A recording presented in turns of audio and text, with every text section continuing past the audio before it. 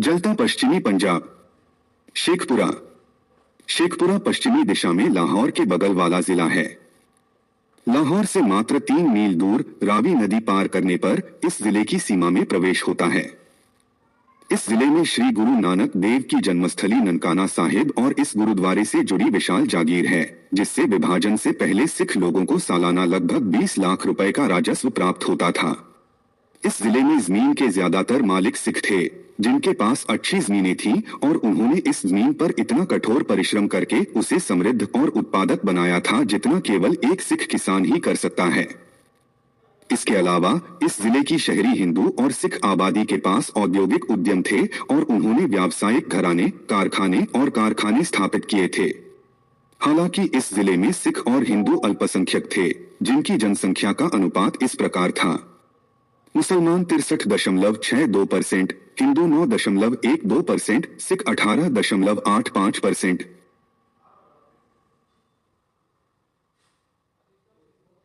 रावलपिंडी और मुल्तान के बाद शेखोपुरा के हिंदू और सिख शायद मुसलमानों के निर्दयी हत्याकांड से सबसे ज्यादा प्रभावित हुए थे। उन पर हमला अचानक और तेजी से हुआ था, जिसमें 2 दिनों में 10,000 से 20,000 लोग मारे गए थे।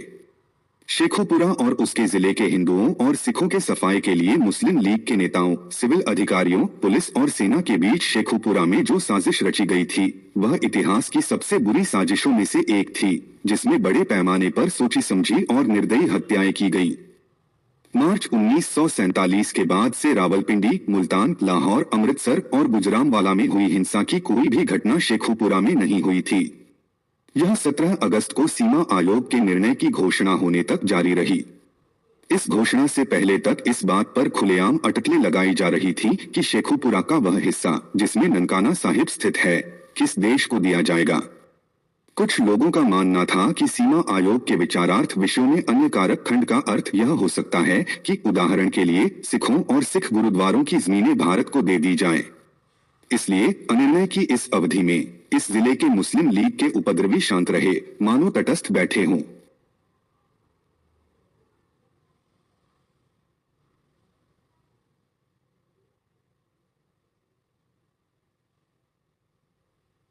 जैसे ही सीमा आयोग के फैसले की घोषणा हुई और उन्हें पता चला कि शेखोपुरा पाकिस्तान को दे दिया गया है, मुस्लिम लीग और उनके सहयोगी पाकिस्तानी पुलिस और सेना शेखोपुरा के हिंदुओं और सिखों की लूटपाट और हत्या की अपनी योजनाओं को तेजी से अंजाम देने लगे।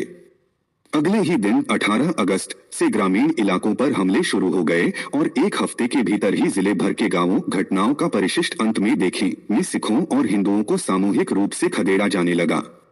इस दौरान शेखोपुरा शहर और जिले के सभी अन्य इलाकों से गैर मुस्लिम नागरिकों को हटाने की भी योजनाएं बनाई गईं। साजिश लगभग 10 अगस्त को शुरू हुई थी, जब पशुमेला मैदान में मुसलमानों की एक सार्वजनिक बैठक बुलाई गई थी, जाहिरा तौर पर बारिश के लिए प्रार्थना करने के उद्देश्य से, जो उस वर्ष काफी दुर्लभ थी। इस बैठक में, जिसमें स्वाभाविक रूप से कोई गैर मुस्लिम शामिल नहीं होता, भीड़ को अपने पड़ोसियों हिंदुओं और सिखों पर हमलों की योजना समझाई गई थी। मुसलमान इस बैठक के बारे में अपने हिंदू और सिख दोस्तों और परिचितों के साथ कोई भी जिक्र करने के लिए बहुत अनिच्छुक थे। इस बैठक के बाद मुस्लिम ईएसी और अन्य अधिकारियों ने उन आधिकारिक क्लबों में जाना बंद कर दिया जिनके वे सदस्य थे। इसके बजाय उन्होंने महत्वपूर्ण पुलिस अधिकारियों और पश्चिमी पंजाब सरकार के एक मंत्री करामत अली, जो शेखपुरा के निवासी थे, के साथ गुप्त बैठकें की।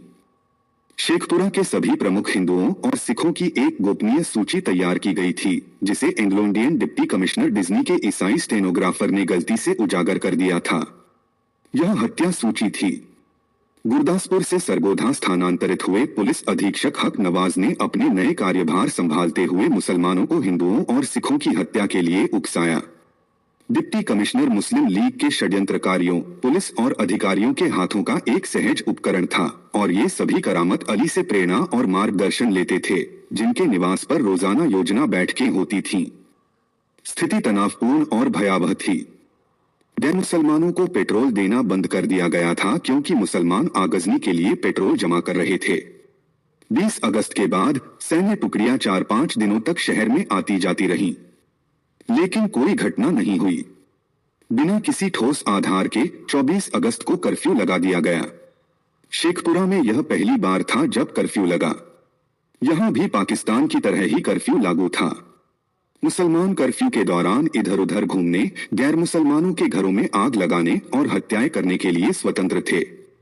गैर मुस्लिम प्रतिनिधियों ने डीसी से कर्फ्यू हटाने का अनुरोध किया क्योंकि इसका दुरुपयोग हो रहा था, लेकिन उन्होंने इस अनुरोध को स्वीकार नहीं किया। मुसलमान अगले कुछ दिनों में होने वाले दंगों की जोरदार तैयारी कर रहे थे।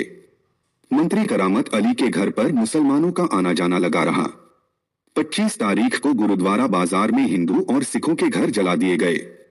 सिखों द्वारा एक मुस्लिम मोहल्ले पर हमले की झूठी सूचना दी गई। यह सब मुसलमानों को सिखों पर हमला करने के लिए उकसाने के लिए किया गया था।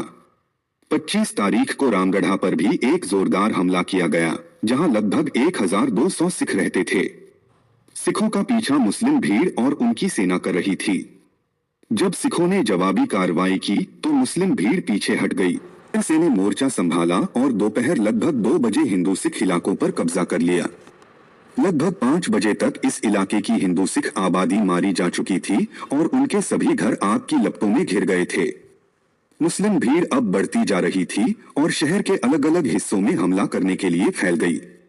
गली मुस्लिम भीड़ सेना और पुलिस से घिरी हुई थी।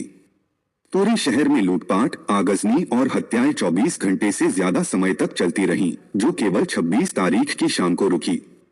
महिलाओं के साथ छेड़छाड़ की गई। जिन हिंदुओं और सिखों ने छेड़छाड़ करने वालों का विरोध किया, उन्हें मौके पर ही गोली मार दी गई। कुछ हिंदुओं और सिखों ने छिपकर अपनी जान बचाई, कुछ रात में ही भाग निकले। अकेले आत्मा सिंह के कारखाने में सेना द्वारा 3000 हिंदुओं और सिखों को मार डाला गया था। कुल मिलाकर इस नरसंहार में 15,000 हिंदू और सिख मारे गए थे।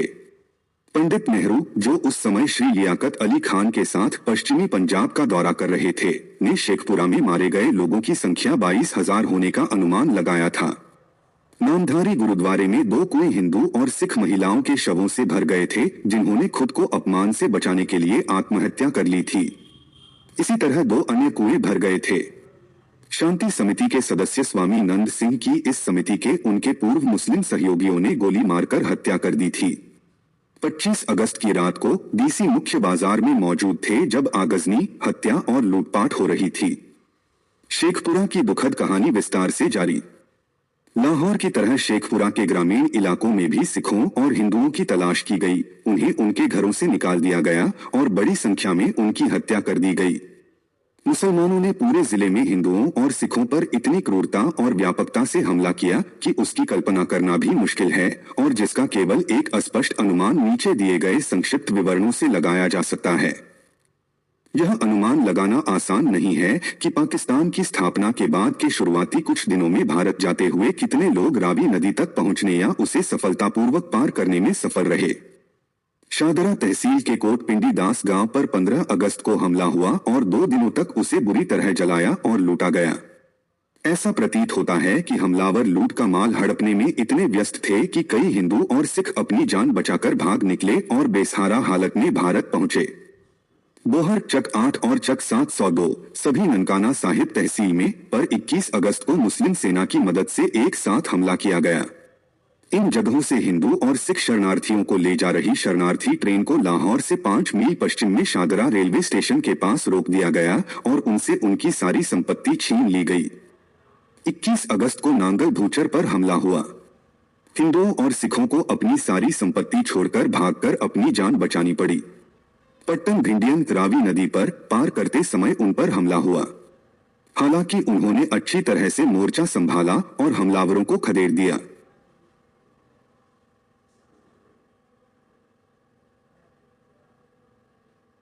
बाईस तारीख को शादरा तहसील के मच्छोचक पर हमला हुआ। आसपास के 10 गांवों के मुसलमान इस अकेले गांव पर टूट पड़े। लगभग 50 हिंदू और सिख मारे गए, बाकी बेसहारा हालत में छोड़ दिए गए। 24 तारीख को पाकिस्तानी सेना के साथ एक मुस्लिम भीड़ ने धनोई पर हमला किया। हिंदू और सिख भागकर पड़ोसी गांव बाबाकवाल में शरण लेने लगे। हमलावरों ने वहां भी उनका पीछा किया। यहां एक व्यापक नरसंहार हुआ जिसमें 400 से 500 हिंदू और सिख मारे गए। कई महिलाओं का अपहरण कर लिया गया। मुरीद के पुलिस स्टेशन के अधिकार क्षेत्र में स्थित सिखम पर 1 सितंबर को हमला किया गया था। यहाँ 100 सिख पुरुष मारे गए और 50 घायल हो गए। 22 महिलाओं का अपहरण कर लिया गया, जबकि 50 का जबरन धर्म परिवर्तन कराकर मुसलमानों से निकाह करा दिया गया। शरदपुर डाकघर से जुड़े क्षेत्र धारानगर में 27 अगस्त को 90 सिखों की हत्या कर दी गई। शादरा तहसील के चक संख्या 49 पर 25 अगस्त को 50 पाकिस्तानी सैनिकों ने हमला कर दिया, जिससे पूरी सिख आबादी का सफाया हो गया। अगस्त के अंत में अया कलां पर भी पाकिस्तानी सेना ने हमला किया था। यहां लगभग 80 सिख मारे गए थे। 30 और सिख इस गांव से निकलते समय रास्ते में मारे गए। खोरी और नांगल दुन्ना सिंह गुजरांवाला जिले में पर ढोल बजाकर हमला किया गया। जब इन गांवों के हिंदू और सिख अपना घर छोड़कर पट्टन भिंडियन रावी नदी पर पार कर रहे थे तो उन पर फिर से हमला किया गया और कुछ महिलाओं का अपहरण कर लिया गया। रतनीवाला में लगभग 30 सिख मारे गए, जबकि अन्य 100 को पुलिस ने वधई चीमा गांव के पास उस समय मार डाला जब वे शरणार्थी शिविर में सुरक्षित स्थान पर जा रहे थे। चकना 12, जिसे गोविंदपुरा भी कहा जाता है, पर 27 अगस्त को 2000 सैनिकों ने हमला किया। यहां 25 हिंदू और सिख मारे गए। साध नौआबाद के हिंदुओं और सिखों को अपने घर छोड़ने के लिए मजबूर किया गया और रावी नदी पार करते समय उन पर फिर से हमला किया गया, जिसमें 40 लोग मारे गए। अवान लबाना में 25 तारीख को मुस्लिम भीड़, मुस्लिम पुलिस और सेना ने एक बड़ा हमला किया। यहां 200 सिख और हिंदू मारे गए, 200 महिलाओं और कुछ बच्चों का अपहरण कर लिया गया। बड़े पैमाने पर लूटपाट और आगजनी हुई। 26 तारीख को फरीदाबाद ननकाना साहिब तहसील में गांव पर हमला हुआ। यहां की आधी हिंदू सिख आबादी ही भारत पहुंच पाई। बाकी या तो मार दिए गए या उनका जबरन धर्म परिवर्तन कर दिया गया। वारबर्टन पुलिस स्टेशन के अधिकार क्षेत्र में स्थित चक नंबर 4 रिसाला को 26 से 28 अगस्त तक 3 दिनों तक घेरा गया। हिंदुओं और सिखों को इस्लाम अपनाने या परिणाम भुगतने के लिए तैयार रहने की चेतावनी दी गई। हमलावर दल में राइफलों से लैस 30 सैनिक थे, जो एक बड़ी भीड़ के नेतृत्व में आगे बढ़ रहे थे। यहां के सिखों में से कई पूर्व सैनिक थे और उन्होंने कड़ा प्रतिरोध किया। तीसरे दिन सभी हिंदू और सिख बेसहारा हालत में वहां से भागने को मजबूर हो गए। शाहकोट में क्रूरताएं की गईं। मुस्लिम भीड़ ने एक सिख की आंखें फोड़ दी। 1000 हिंदुओं और सिखों का जबरन धर्म परिवर्तन कराया गया। सच्चा सौदा के हिंदुओं और सिखों को बाहर निकाल दिया गया, उनकी सारी संपत्ति छीन ली गई। सिखों द्वारा लड़ी गई यादगार और वीरतापूर्ण लड़ाइयों में से एक सांदला हिल पुलिस स्टेशन के अधिकार क्षेत्र में भूलेरचक 119 में हुई थी। इस बड़े गांव पर 30 अगस्त को हमला किया गया था। यह गांव अन्य जिलों, विशेषकर गुजरांवाला और सियालकोट की सीमाओं के करीब स्थित है।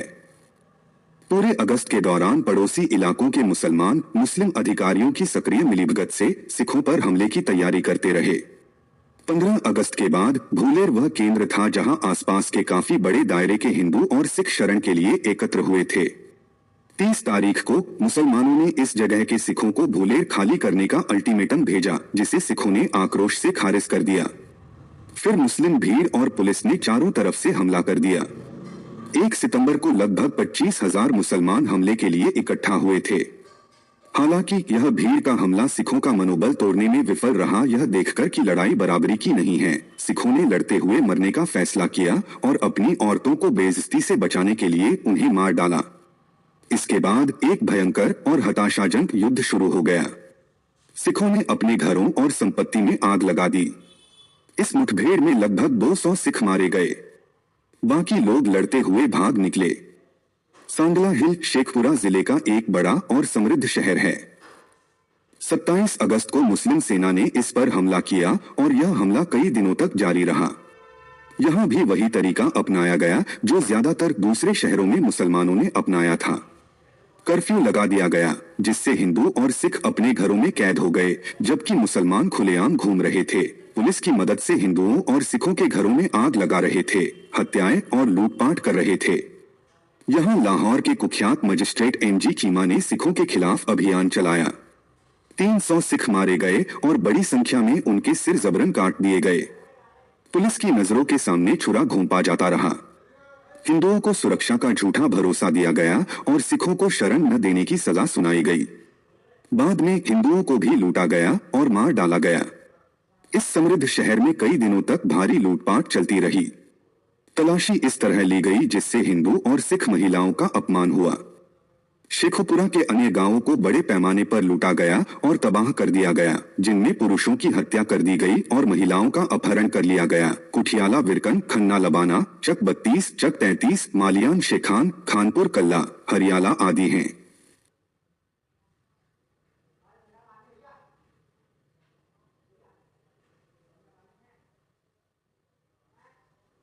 मुरीद के थाना क्षेत्र के अंतर्गत आने वाले कठियाला विरकान पर 19 तारीख को हमला हुआ, जब सिखों ने अपना घर खाली करना शुरू किया। फतेहपुर और भाटियाम वाला गांवों के बीच आसपास के 20 गांवों के मुसलमानों ने इन विस्थापितों पर हमला किया। 200 सिख मारे गए और 250 महिलाओं का अपहरण कर लिया गया। 5000 के मूल जत्थे में से केवल 1500 ही अंतः भारत पहुंच पाए, बाकी रास्ते में विभिन्न स्थानों पर हुए हमलों में मारे गए। शरदपुर शेखपुरा जिले का एक नगरपालिका कस्बा और एक उप तहसील है। यहाँ के प्रमुख मुसलमानों ने कुरान की कसम खाकर हिंदुओं और सिखों को सुरक्षा का वादा किया था। हालांकि 27 अगस्त को शेखपुरा नरसंहार के अभूतपूर्व बड़े हमले के अगले दिन मुसलमान हिंदुओं और सिखों पर टूट पड़े। राइफलों और स्वचालित हथियारों से लैस मुसलमानों ने हिंदुओं और सिखों पर हमला किया। 1000 की कुल हिंदू सिख आबादी में से केवल 71 ही मारे जाने से बच पाए। महिलाओं और बच्चों को भी नहीं बख्शा गया। हिंदुओं और सिखों से लाखों रुपए के आभूषण और संपत्ति लूट ली गई। यह पाकिस्तान से अल्पसंख्यकों के सफाई की एक और कड़ी थी। ल्यालपुर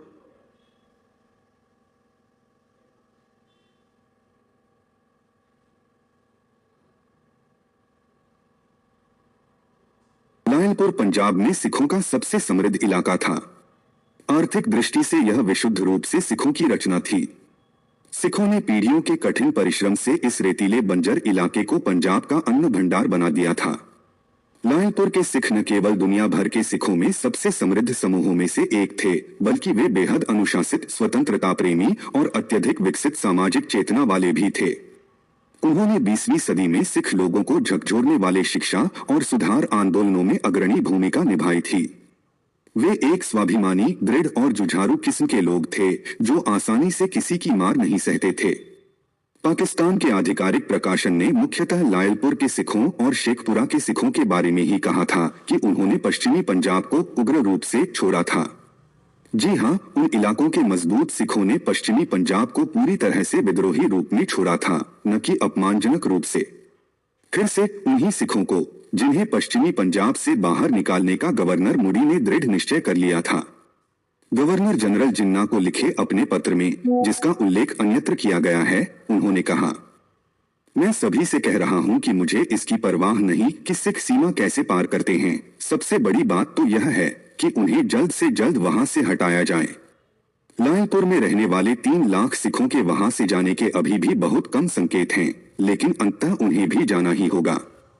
इस पत्र पर ध्यानपूर्वक विचार करने की आवश्यकता है, ताकि सिखों को उनके घरों और चूल्हों से निकालने के पाकिस्तान के गहरे षड्यंत्र को समझा जा सके। मुझे परवाह नहीं कि कैसे।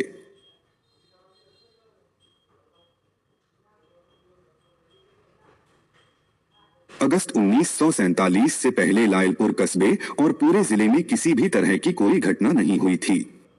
ऐसा इसलिए था क्योंकि लायलपुर के सिख इतने मजबूत, इतने सुव्यवस्थित और किसी भी हमलावर को खुद से ज्यादा मार खाने में सक्षम थे। इसलिए जिले में अपनी बहुसंख्यक आबादी के बावजूद मुसलमानों ने सिखों पर हमला करने की हिम्मत नहीं की।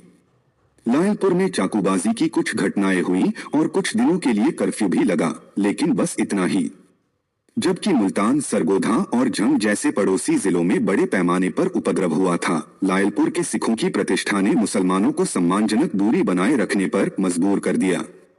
बाद में पाकिस्तानी सेना और पुलिस ने ही अंततः सिखों को वहां से जाने का फैसला सुनाया और फिर वे वहां से चले गए, लेकिन पाकिस्तानियों के शब्दों में ज्यादातर जगहों पर उग्र प्रतिरोध करते हुए। अगस्त तक लायलपुर में इतनी कम अशांति थी और 5 मार्च 1947 के बाद से जो कुछ भी हुआ था, उसके बावजूद सिखों का पाकिस्तान में भी रह पाने का इतना दृढ़ विश्वास था कि पाकिस्तान बनने पर उन्होंने लगभग पाकिस्तान के नागरिक बनने का मन बना लिया था।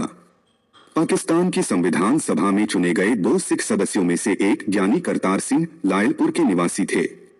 दूसरे सरदार उज्जवल सिंह पड़ोसी जिले सरगोधा के थे।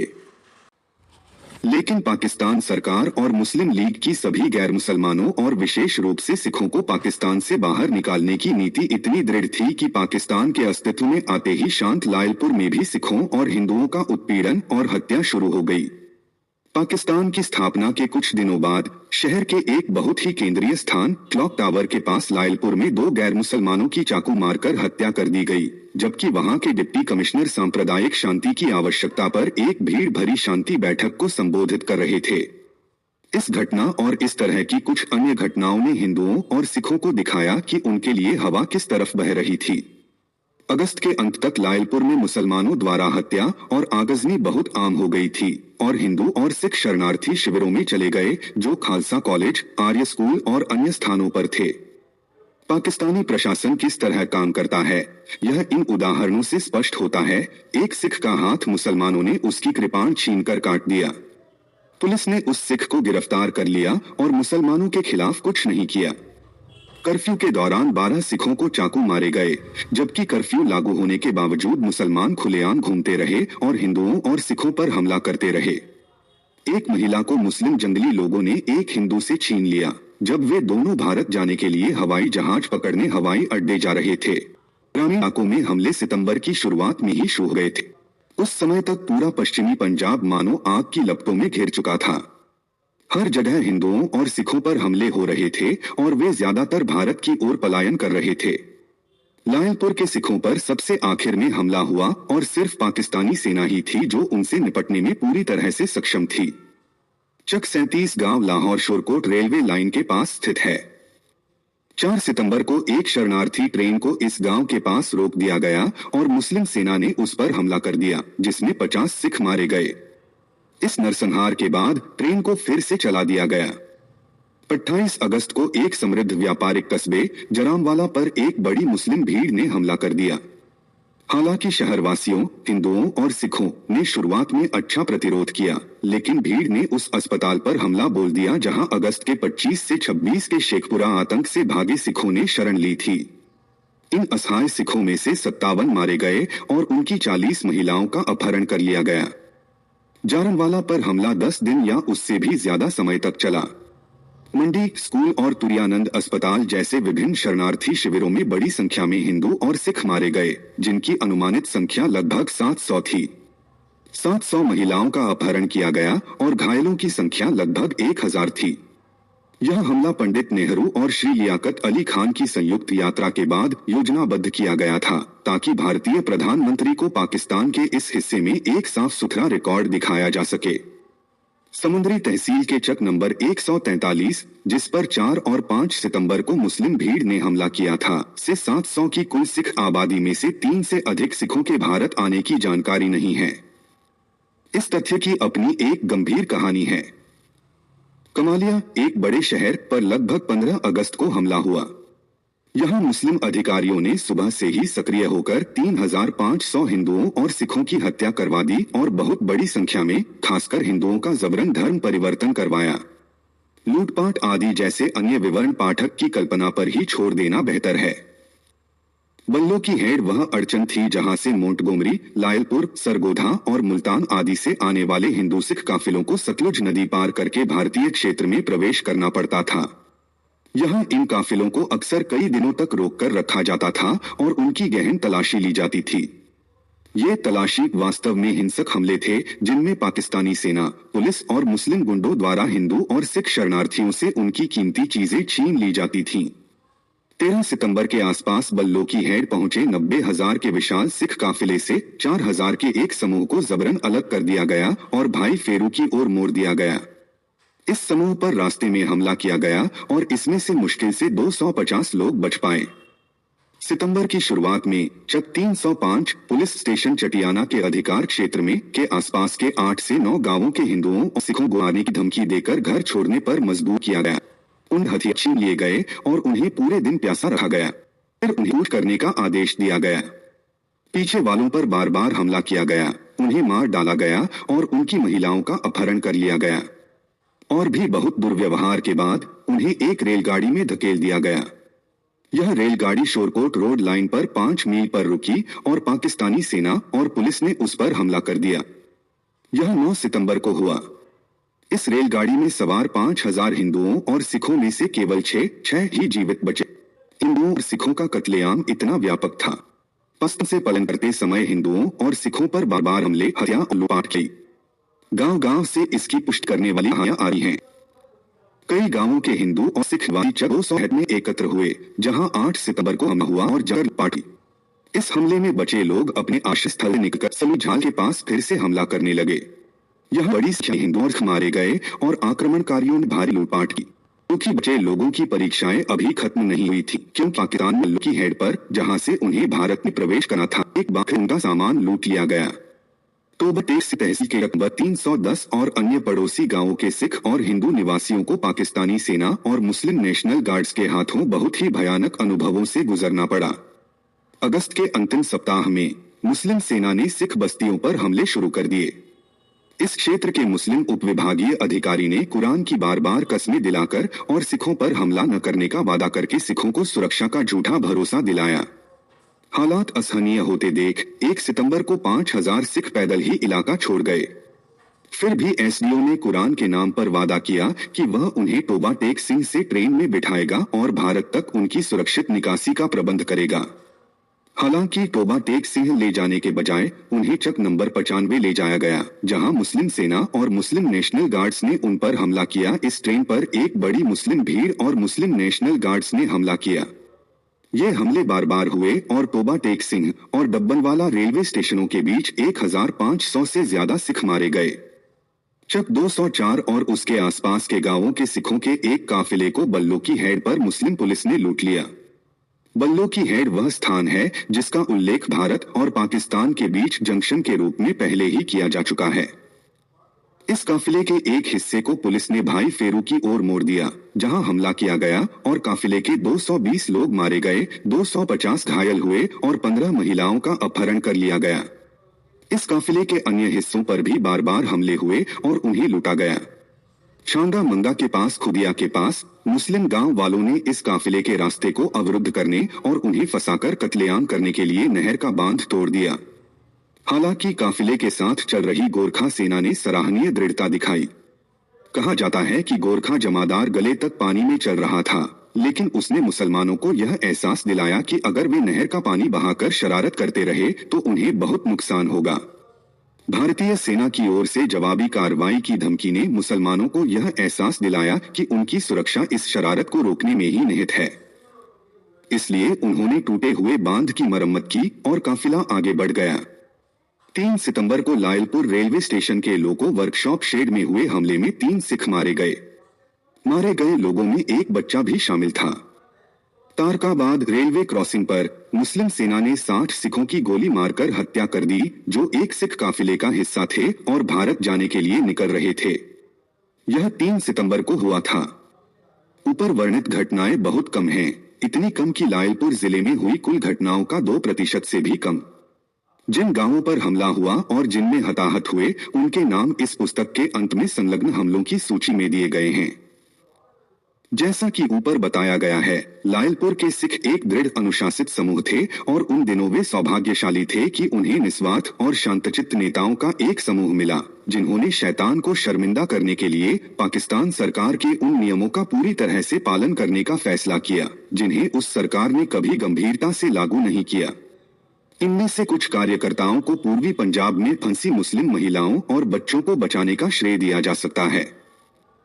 कुछ जगहों पर सिखों ने हताश होकर जलाओ धरती की नीति अपनाई और जब उन्हें यह स्पष्ट हो गया कि उन्हें किसी भी हालत में उनके लुटेरे पाकिस्तानी मुसलमान लूट लेंगे, तो उन्होंने अपना सामान खुद ही नष्ट कर दिया। इसमें कोई आश्चर्य की बात नहीं कि पाकिस्तानी पैम्फलेट में शिकायत की गई थी कि सिखों ने विद्रोह पूर्वक पश्चिमी पंजाब छोड़ दिया। सितंबर और अक्टूबर 1947 के महीनों में पश्चिमी पंजाब से भारत की ओर जाने वाली सड़कों पर सिख पुरुषों, महिलाओं, बच्चों और मवेशियों का एक अनथीन उदास जुलूस दिखाई देता था, जो थके हारे और भूखे प्यासे भारत की ओर पैदल चल रहे थे। कुछ अपने बचे खुचे सामान के साथ गाड़ियों में और कुछ पैदल। ये कलंकित और प्रताड़ित सिख वे थे जिन्हें पाकिस्तानी आतंक के सुनियोजित और योजनाबद्ध तरीके से लायलपुर से खदेड़ दिया गया था। रास्ते में ही कई लोग मर गए, खासकर युवा, बूढ़े और बीमार। सड़कें हर कुछ गज की दूरी पर मरते हुए मवेशियों की बदबू से भरी थीं। पाकिस्तान ने हाल ही में भारत के सबसे अच्छे और सबसे समृद्ध उपनिवेशवादियों को इसी हालत में पहुंचा दिया था। गुजरांवाला गुजरांवाला जिला लाहौर के पश्चिम में शेखुपुरा के बगल में स्थित है। इस जिले की मुस्लिम आबादी 70.45% थी, जबकि हिंदू और सिखों की संयुक्त आबादी 22.70% थी। पंजाब में हर जगह की तरह सिख और हिंदू प्रबुद्ध उद्यमी, अच्छे व्यवसायी और संगठनकर्ता थे, और सिख बहुत अच्छे किसान और उपजाऊ जमीन के मालिक थे, जिसके लिए वे अपनी जनसंख्या से कई गुना ज्यादा भू राजस्व देते थे। गुजरांवाला जिले का निजामाबाद अपने कटलरी उद्योग के लिए प्रसिद्ध है। यहाँ से हजारों चाकुओं के पैकेट मुस्लिम कारीगरों द्वारा पंजाब और उसके बाहर विभिन्न स्थानों पर मुस्लिम लीग और मुस्लिम नेशनल गार्ड्स के शस्त्रागारों को भरने के लिए भेजे गए हैं। कई बार बंबई, मध्य प्रांत, संयुक्त प्रांत और अन्य प्रांतों की पुलिस ने इन पार्सलों को रेलवे यार्डों में रोक लिया है और इस प्रकार उन्हें उन लोगों तक पहुंचने से रोका है जो इनका इस्तेमाल दूसरे धर्म के अनुयायियों की हत्या के लिए कर सकते थे। हालांकि इनमें से कुछ पार्सल पुलिस की निगरानी में जब्त कर लिए गए हैं, लेकिन कई बार जब्त किए गए पार्सल अपने गंतव्य तक पहुंच ही गए। लाहौर रावलपिंडी पेशावर मुख्य लाइन और जम्मू सियालकोट लाइन को जोड़ने वाला रेलवे जंक्शन वजीराबाद हिंदू सिख शरणार्थी ट्रेनों पर किए गए हमलों और शहर तथा स्टेशन दोनों पर हुए बड़े नरसंहारों के लिए कुख्यात रहा है। जून और जुलाई में गुजरांवाला में अशांति जारी रही और अगस्त में पश्चिमी पंजाब के अन्य सभी शहरों की तरह इसने भी अपने हिंदू और सिख लोगों का नरसंहार और उत्पीड़न शुरू कर दिया। 11 जुलाई को गुजरांवाला में एक शांति सभा बुलाई गई, जिसमें मियां इफ्तिखारुद्दीन और ममदोद के खान सहित मुस्लिम लीग के नेताओं ने पड़ोसियों के साथ सौहार्द और सांप्रदायिक सद्भाव के गुणों पर बहुत ही तीखे भाषण दिए। लेकिन मुस्लिम श्रोता अच्छी तरह जानते थे कि जिन्ना से लेकर सभी मुस्लिम लीग नेताओं की शांति अपीलें पश्चिमी दुनिया को मूर्ख बनाने और हिंदुओं और सिखों को सुरक्षा का झूठा एहसास दिलाने के लिए केवल औपचारिकता निभाने के लिए थीं। पर्दे के पीछे यही भाषण देने वाले दंगों की योजना बना रहे थे और आगजनी और हत्या का आयोजन और वित्त पोषण कर रहे थे। जुलाई में हिंदुओं और सिखों पर चाकू से हमले लगातार हुए। हिंदू सिख इलाकों पर भी कुछ हमले हुए और आगजनी की कोशिशें की गईं। लेकिन गुजरांवाला के हिंदू और सिख एक सुसंगठित और निडर लोग थे और उन्होंने मुसलमानों को उनकी तुलना में बेहतर बदला दिया, खासकर गुरुद्वारे पर हमला, जिससे सिखों ने हमलावरों को दूर रखा। लेकिन 15 अगस्त आते आते हालात बदलने लगे। जुलाई के अंत में जब एक मुस्लिम डिप्टी कमिश्नर जिले का कार्यभार संभालने के लिए आया तो हिंदुओं और सिखों को जिले से खदेड़ने का मुसलमानों का दृढ़ संकल्प स्पष्ट हो गया। अधिकारी, पुलिस और मुस्लिम लीग इस उद्देश्य से मिलकर काम कर रहे थे। हिंदुओं और सिखों ने स्वाभाविक रूप से आसन्न खतरे को भांप लिया और जानमाल के नुकसान से पहले ही वहां से निकल जाने की कोशिश की। हिंदू सिखों का पलायन एक सामान्य पलायन बन गया, जिसके लिए पर्याप्त परिवहन भी उपलब्ध नहीं था। 27 जुलाई को हिंदुओं और सिखों पर चाकू से हमला लगातार जारी रहा। कर्फ्यू में अगर हिंदू और सिख बाहर निकलते तो उन्हें गिरफ्तार कर लिया जाता, जबकि मुसलमान हथियारों से लैस होकर खुलेआम मनचाही शरारतें करते थे। तो उसकी नजरों के सामने हिंदुओं और सिखों पर चाकू से हमला हो रहा। हिंदुओं और सिखों के घरों में आग लगा दी गई। यहाँ की ऐसा करने वाले अपराधियों को गिरफ्तार भी कर लिया गया। तब भी पुलिस ने अपराध संज्ञान ही लिया। अमृतसर से आए पुलिस इंस्पेक्टर गुलाम अहमद ने मुस्लिम पुलिसकर्मियों को सभी गैर मुस्लिम पुलिसकर्मियों को मार डालने का आदेश जारी किया। मुस्लिम पुलिस कांस्टेबल ने किसी भी हिंदू सिख को देखते ही गोली मार दी। 11 से 17 अगस्त के बीच गुरु नानकपुर, हकीम राय, मंडी, खजूरवाली, शेखुपुरा गेट क्षेत्र आदि जैसे सभी हिंदू इलाके चलाए गए थे। हिंदुओं और सिखों की हत्या बड़े पैमाने पर थी। सबसे क्रूर और चौंकाने वाली हत्याओं में से एक डॉक्टर तेजभान के परिवार की थी। उनके परिवार में 14 सदस्य थे। डॉक्टर तेजभान के घर पर मुस्लिम पुलिस ने हमला किया, लेकिन हमले को खारिज कर दिया गया। इंस्पेक्टर और अधिक बल के साथ आए। घर में आग लग गई, इस पर घर के लोग बाहर आ गए। सब इंस्पेक्टर ने लाहौर में मजिस्ट्रेट एमजी चीमा के साथ शाहल गेट अन्वेषण और समृद्ध हिंदू इलाके को जला डाला था। अब गुजरांवाला से कुछ दूरी पर स्थित एक समृद्ध हिंदू सिख व्यापारिक केंद्र कमोके में आधमका। उसने कमोके कस्बे और इलाका में हिंदुओं और सिखों का व्यापक नरसंहार किया। नौशरा विरकान के सहायक उपनिरीक्षक असगर अली शाह ने अपने अधिकार क्षेत्र के सभी सिखों की हत्या करवा दी। वह पूछताछ के बहाने उन्हें इकट्ठा करता और गोली मारकर उनकी हत्या करवा देता। ये कुछ ऐसे तरीके थे जिनसे पाकिस्तान में अल्पसंख्यकों का सफाया किया जा रहा था। किला दीदार सिंह पुलिस स्टेशन के अंतर्गत आने वाले दोरहिया गांव में पूरी तरह से सिख आबादी थी। इस इलाके के निवासियों की पुलिस और मुस्लिम नेशनल गार्ड्स ने सामूहिक हत्या कर दी थी। एमिनाबाद में भी हिंदुओं और सिखों का सामूहिक कत्लेआम हुआ। 13 अगस्त को सोहदरा में 60 हिंदुओं और सिखों की हत्या कर दी गई। बुर्जी चंदा सिंह पर 16 अगस्त से 2 सितंबर तक लगातार हमले हुए और 125 सिख मारे गए। 17 अगस्त को गक्खर कस्बे पर हमला हुआ। यहां 3 दिनों तक लूटपाट और कत्लेआम चलता रहा। 200 सिख और हिंदू मारे गए। कोट देस राज पर 15 अगस्त को हमला हुआ। यहां 300 हिंदू और सिख मारे गए। 120 का जबरन धर्म परिवर्तन किया गया। उधोवाली में जहां 27 अगस्त को हमला हुआ, लगभग 60 लोग मारे गए। माजूचक की लगभग पूरी हिंदू और सिख आबादी, जिनकी संख्या 500 थी, का कत्लेआम कर दिया गया।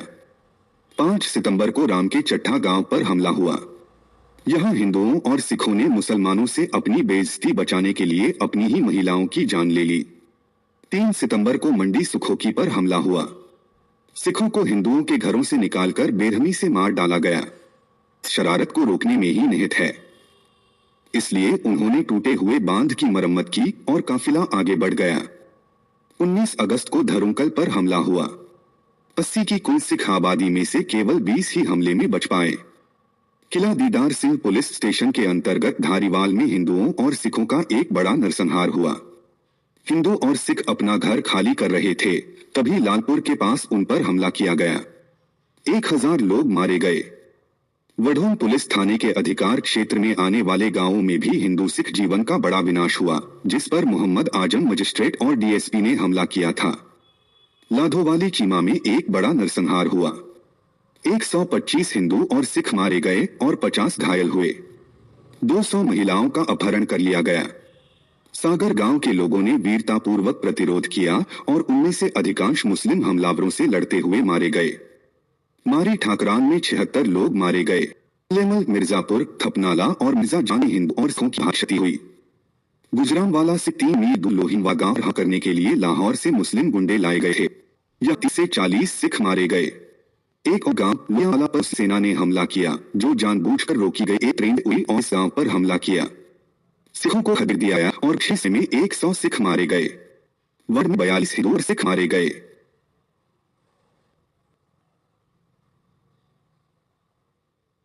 गांव के गुजरांवाला से कुछ मील पूर्व में एक महत्वपूर्ण व्यापार शहर है।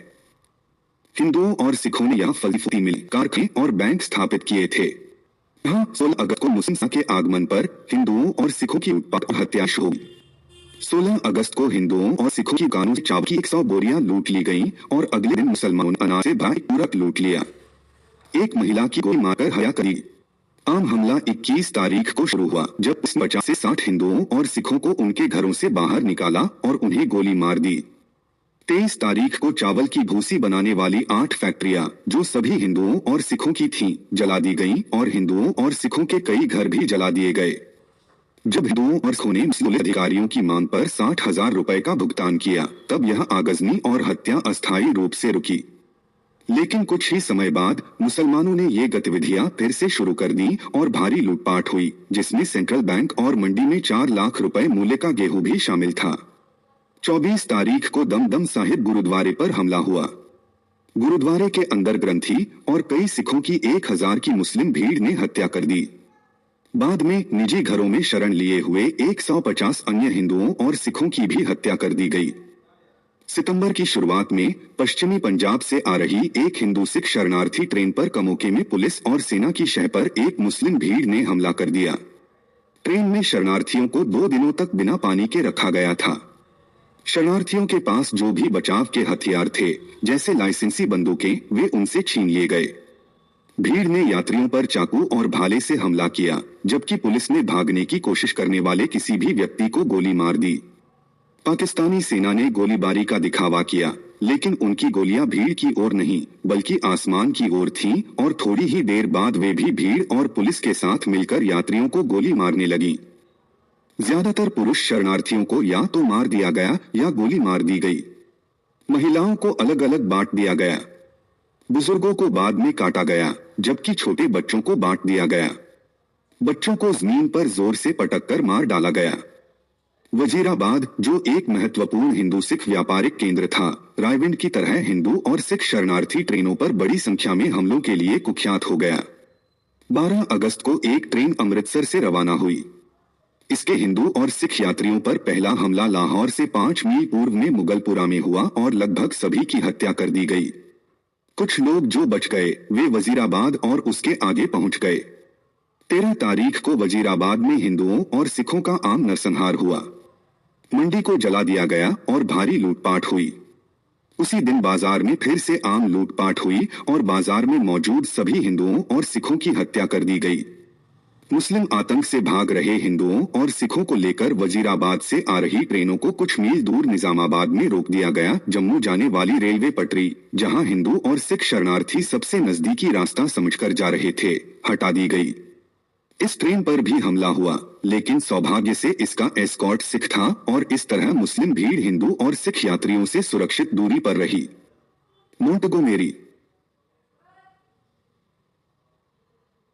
पड़ोसी जिले लायलपुर के सिखों की तरह इस जिले के सिख भी मुख्यतः मध्य और पूर्वी पंजाब के जिलों से आए उपनिवेशी थे।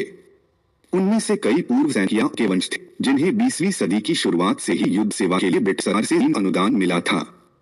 इन मजबूत उपनिवेशवादी ने जंगल को साफ करके उन्हें हंसते खेलते और फतेह फूटे बन दिए।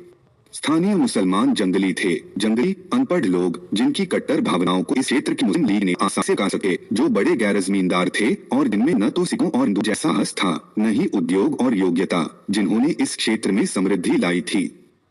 जनसंख्या अनुपात इस प्रकार था: मुसलमान 69%, हिंदू 14%, सिख 13.17%।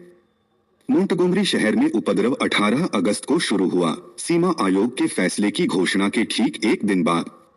मोंटगोमरी, या कम से कम इसके वे इलाके जो लाहौर से सटे थे और फिरोजपुर के सामने थे, जहां सिखों की अधिकांश जमीन स्थित थी, सीमा आयोग के समक्ष विवादित क्षेत्रों में से एक था और शेखपुरा, लाहौर और लायलपुर के कुछ हिस्सों की तरह यह उम्मीद की जा रही थी कि न्याय और निष्पक्षता के साथ यह क्षेत्र भारत को दे दिया जाएगा। हालांकि जैसे ही सीमा आयोग के फैसले की घोषणा हुई, मुस्लिम लीग के लोग बस एक संकेत की प्रतीक्षा में सिखों और हिंदुओं पर हमला करने लगे। 18 अगस्त की शाम को सिखों और हिंदुओं की दुकानें लूट ली गईं और बाजारों में पाए गए सभी सिखों और हिंदुओं की हत्या कर दी गई। हमला किए गए समुदायों ने खुद को अपने घरों, गुरुद्वारों और मंदिरों में बंद कर लिया। मंदिर पर हमला किया गया। पहले दिन के बाद हिंदुओं और सिखों ने कड़ा मुकाबला किया, लेकिन उनकी बहादुरी और साहस उन्हें पाकिस्तानी सेना, पुलिस और अधिकारियों के सामने कुछ नहीं कर सके, जो हमलों की योजना बना रहे थे और उनका नेतृत्व कर रहे थे। मुसलमानों ने वीरान और जलते हुए हिंदू और सिख घरों से भारी लूटपाट की। सिखों ने गुरुद्वारा सिंह सभा की विशाल इमारत के अंदर शरण ली थी। यहां उन्होंने कई दिनों तक हमलों का विरोध किया। इस कारावास के अंदर जीवन बेहद कठिन था, क्योंकि भोजन और पानी बहुत कम था। गंदगी लगातार जमा होती रही, लेकिन अंदर के सिखों ने इन सभी कष्टों को अदम्य साहस के साथ सहन किया। यहाँ तक कि जब सिख गुरुद्वारे के अंदर राशन ले जाने के लिए आधिकारिक अनुमति के साथ बाहर आए, तो उन्हें यातना और अपमान का सामना करना पड़ा। सिखों और हिंदुओं पर रेलवे स्टेशन पर गोलीबारी की गई, जहां वे कई दिनों तक भारत भेजे जाने की प्रतीक्षा कर रहे थे। मोंटगोमरी कस्बे पर हुआ हमला पूरे जिले में सिखों और हिंदुओं पर मुस्लिम हमले का संकेत था। गांव-गांव में, जैसा कि शेखपुरा, गुजरांवाला, गुजरात या यूं कहें कि पश्चिमी पंजाब के किसी भी जिले में हुआ, पाकिस्तानी सेना और पुलिस ने सिखों पर हमला किया और उन पर गोलियां चलाईं, जो हमेशा मुस्लिम भीड़ के अभियानों का निर्देशन करती थीं। 22 अगस्त को मिरक शाहगांव पुलिस स्टेशन नूरशाह के अधिकार क्षेत्र में पर मुस्लिम भीड़, मुस्लिम नेशनल गार्ड्स, पुलिस और सेना ने मिलकर हमला किया। हिंदुओं और सिखों को मुसलमान बनने या परिणाम भुगतने की चेतावनी दी गई। मुसलमान बनने से इनकार करने पर उन्हें बड़े पैमाने पर लूटा गया। खतरे में पड़ी आबादी ने लायलपुर जिले के टंडलियावाला में शरण ली, जो थोड़ी दूरी पर है। टंडलियावाला पर 25 अगस्त को मुसलमानों ने हमला किया। जिस गुरुद्वारे में हिंदुओं और सिखों ने शरण ली थी उसे आग लगा दी गई। पाकिस्तानी सेना और पुलिस ने गुरुद्वारे की इमारत की छत पर आए हिंदुओं और सिखों पर गोलीबारी की। यहां लगभग 300 हिंदू और सिख मारे गए। 28 अगस्त को टंडलियावाला के वार्ड नंबर 2, 3 और 4 पर, जहां हिंदू और सिख आबादी थी, हमला किया गया। इस समृद्ध हिंदू सिख वाणिज्यिक केंद्र से लूट की कल्पना ही की जा सकती है। हमलावर सेना की संख्या लगभग 25,000 थी। चक 139 9 एल पर पहली भादों लगभग अगस्त के अंत में को हमला हुआ। इस गांव और इसके पड़ोस में स्थित चक संख्या 128 9 एल पर एक साथ हमला हुआ। इन दोनों गांवों में आसपास के 27 गांवों के सिख और हिंदू शरण लेने के लिए इकट्ठा हुए थे। इस धर्मयुद्ध के लिए आसपास के इलाकों से आए हमलावरों की संख्या लगभग 30,000 थी। सिखों ने कड़ा प्रतिरोध किया और कई दिनों तक डटे रहे। दोनों पक्षों को भारी नुकसान हुआ। अंततः भारतीय सेना द्वारा सिखों और हिंदुओं को भारत पहुंचाया गया। चक 65 4 आर 65 जेडी 27 61 78 आदि के सिखों और हिंदुओं ने शांतिपूर्ण जीवन अब और असंभव पाकर लगभग 23 अगस्त को भारत की यात्रा के लिए एक कारवां बनाया। इन लोगों के साथ कोई सेना नहीं थी। यूसुफवाला रेलवे स्टेशन के पास इन लोगों पर एक बड़ी भीड़ ने हमला किया, जो अच्छी तरह से हथियारों से लैस थी और जिसका नेतृत्व मुस्लिम नेशनल गार्ड कर रहे थे। हमले में 18 मारे गए। मुस्लिम भीड़ ने विस्थापितों को जमकर काटा। मोंटगोमरी शहर के पास पुलिस ने इस करवा पर गोलीबारी की। यहां बड़े पैमाने पर हत्या हुई और 400 महिलाओं का अपहरण कर लिया गया।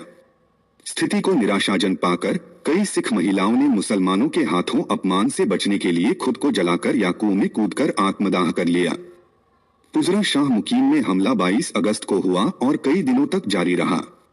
स्थानीय पुलिस उपनिरीक्षक ने हिंदुओं और सिखों को हमले से बचाने का वादा करके उन्हें सुरक्षा का झूठा भरोसा दिलाया। हालांकि इस आश्वासन के एक दिन बाद मुस्लिम भीड़ पुलिस और सेना की आड़ में हमला करने के लिए आगे बढ़ी। दहशत में हिंदू और सिख सुरक्षा के लिए 3 मोहल्लों में इकट्ठा हो गए। सेना ने इन तीनों मोहल्लों में आग लगा दी। इन मोहल्लों की हिंदू और सिख महिलाओं ने अपमान से बचने के लिए आत्मदाह कर लिया। पुरुषों ने प्रतिरोध किया, लेकिन पुलिस और सेना के सामने कुछ नहीं कर सके। अंत में उन्हें यह आश्वासन दिया गया कि अगर वे इन मोहल्लों से बाहर आ जाएं तो वे सुरक्षित रहेंगे। लेकिन जैसे ही वे बाहर आए, उन पर अंधाधुंध गोलीबारी शुरू कर दी गई और 3,100 हिंदू और सिख मारे गए। जब बचे हुए लोग आखिरकार भारत की ओर कूच कर रहे थे, तो पाकिस्तान के हुसैनीवाला हेड पर मुसलमानों ने उन पर हमला कर दिया। यहां कई पुरुष मारे गए और 25 महिलाओं का अपहरण कर लिया गया। कुछ हिंदुओं का जबरन धर्म परिवर्तन किया गया, लेकिन बाद में मुसलमानों ने उन्हें गोली मार दी। हिंदुओं और सिखों को ले जा रही एक शरणार्थी ट्रेन को सितंबर के पहले हफ्ते में मोंटगोमरी रेलवे स्टेशन पर हमले के लिए रोक दिया गया था। बहाना यह बनाया गया था कि इंजन के लिए कोयला उपलब्ध नहीं था। निकासी का इंतजार कर रहे हिंदू और सिख फैक्ट्री मालिक इंजन के लिए अपने स्टॉक से कोयला देने को राजी हो गए, लेकिन चूंकि कोयले की कमी ट्रेन के रुकने का असली कारण नहीं थी, इसलिए इसे शुरू नहीं किया जा सका। हालांकि मोंटगोमरी में इस ट्रेन पर हमला टल गया। बाद में 4 सितंबर को रायविंड में इस ट्रेन पर हमला हुआ, जहां पहले से ही रेलवे ट्रैक पर बड़ी संख्या में सिखों के शव पड़े थे। इस ट्रेन में मारे गए सिखों के शव पहले से पड़े शवों में शामिल कर दिए गए। इस जिले के पाकपट्टन, हड़प्पा, ओकारा, दीपालपुर और अन्य जगहों पर भी हमले हुए। हिंदुओं और सिखों को मार डाला गया और उनका सामान लूट लिया गया। कई जगहों पर मुस्लिम पीरों ने इन हमलों का निर्देशन किया और इन्हें काफिरों यानी हिंदुओं और सिखों के खिलाफ छेड़ा गया एक पवित्र युद्ध बताया। सियालकोट लाहौर और अमृतसर की सीमा से लगा एक जिला है जो गुरदासपुर और गुजरांवाला के निकट स्थित है। इसकी जनसंख्या का अनुपात इस प्रकार था: मुसलमानों 63%, हिंदू 20%, सिख 12%। इसका अर्थ यह है कि इसकी आबादी कई समुदायों में विभाजित थी, ठीक उसी तरह जैसे इसके पड़ोसी जिलों गुजरांवाला और शेखपुरा में, जहां हिंदुओं और सिखों के बीच इतना बड़ा नरसंहार हुआ था। अगस्त 1947 तक सियालकोट में ज्यादा अशांति नहीं थी। शायद मुस्लिम लीग के लोग इस बात को लेकर आश्वस्त नहीं थे कि जिला भारत को मिलेगा या पाकिस्तान को। इसलिए सीमा आयोग के फैसले का इंतजार करते हुए वे चुपचाप बैठे रहे, अपने मौके की तलाश में। संख्या में कम होने के बावजूद सिख सियालकोट जिले में एक सुव्यवस्थित और महत्वपूर्ण तत्व थे। वे ज्यादातर मजबूत किसान मालिक थे और उनमें कई पूर्व सैनिक भी थे। इस जिले ने अकाली आंदोलन और विभिन्न कांग्रेसी संघर्षों में भी महत्वपूर्ण भूमिका निभाई थी। इसलिए सिखों और हिंदुओं में अच्छे नेता, संगठनकर्ता और योद्धा थे। लाहौर में बड़े पैमाने पर शुरू हुए उपद्रव के एक दिन बाद 12 अगस्त को मुस्लिम उत्पात शुरू हो गया। मोहल्ला भबरिया पर हमला हुआ। पुलिस हमलावरों की सक्रिय मदद कर रही थी। सिखों ने बहुत कड़ा और वीरतापूर्ण प्रतिरोध किया और एक मजबूत रक्षात्मक लड़ाई लड़ी। अंततः सेना की मदद से उन पर काबू पा लिया गया।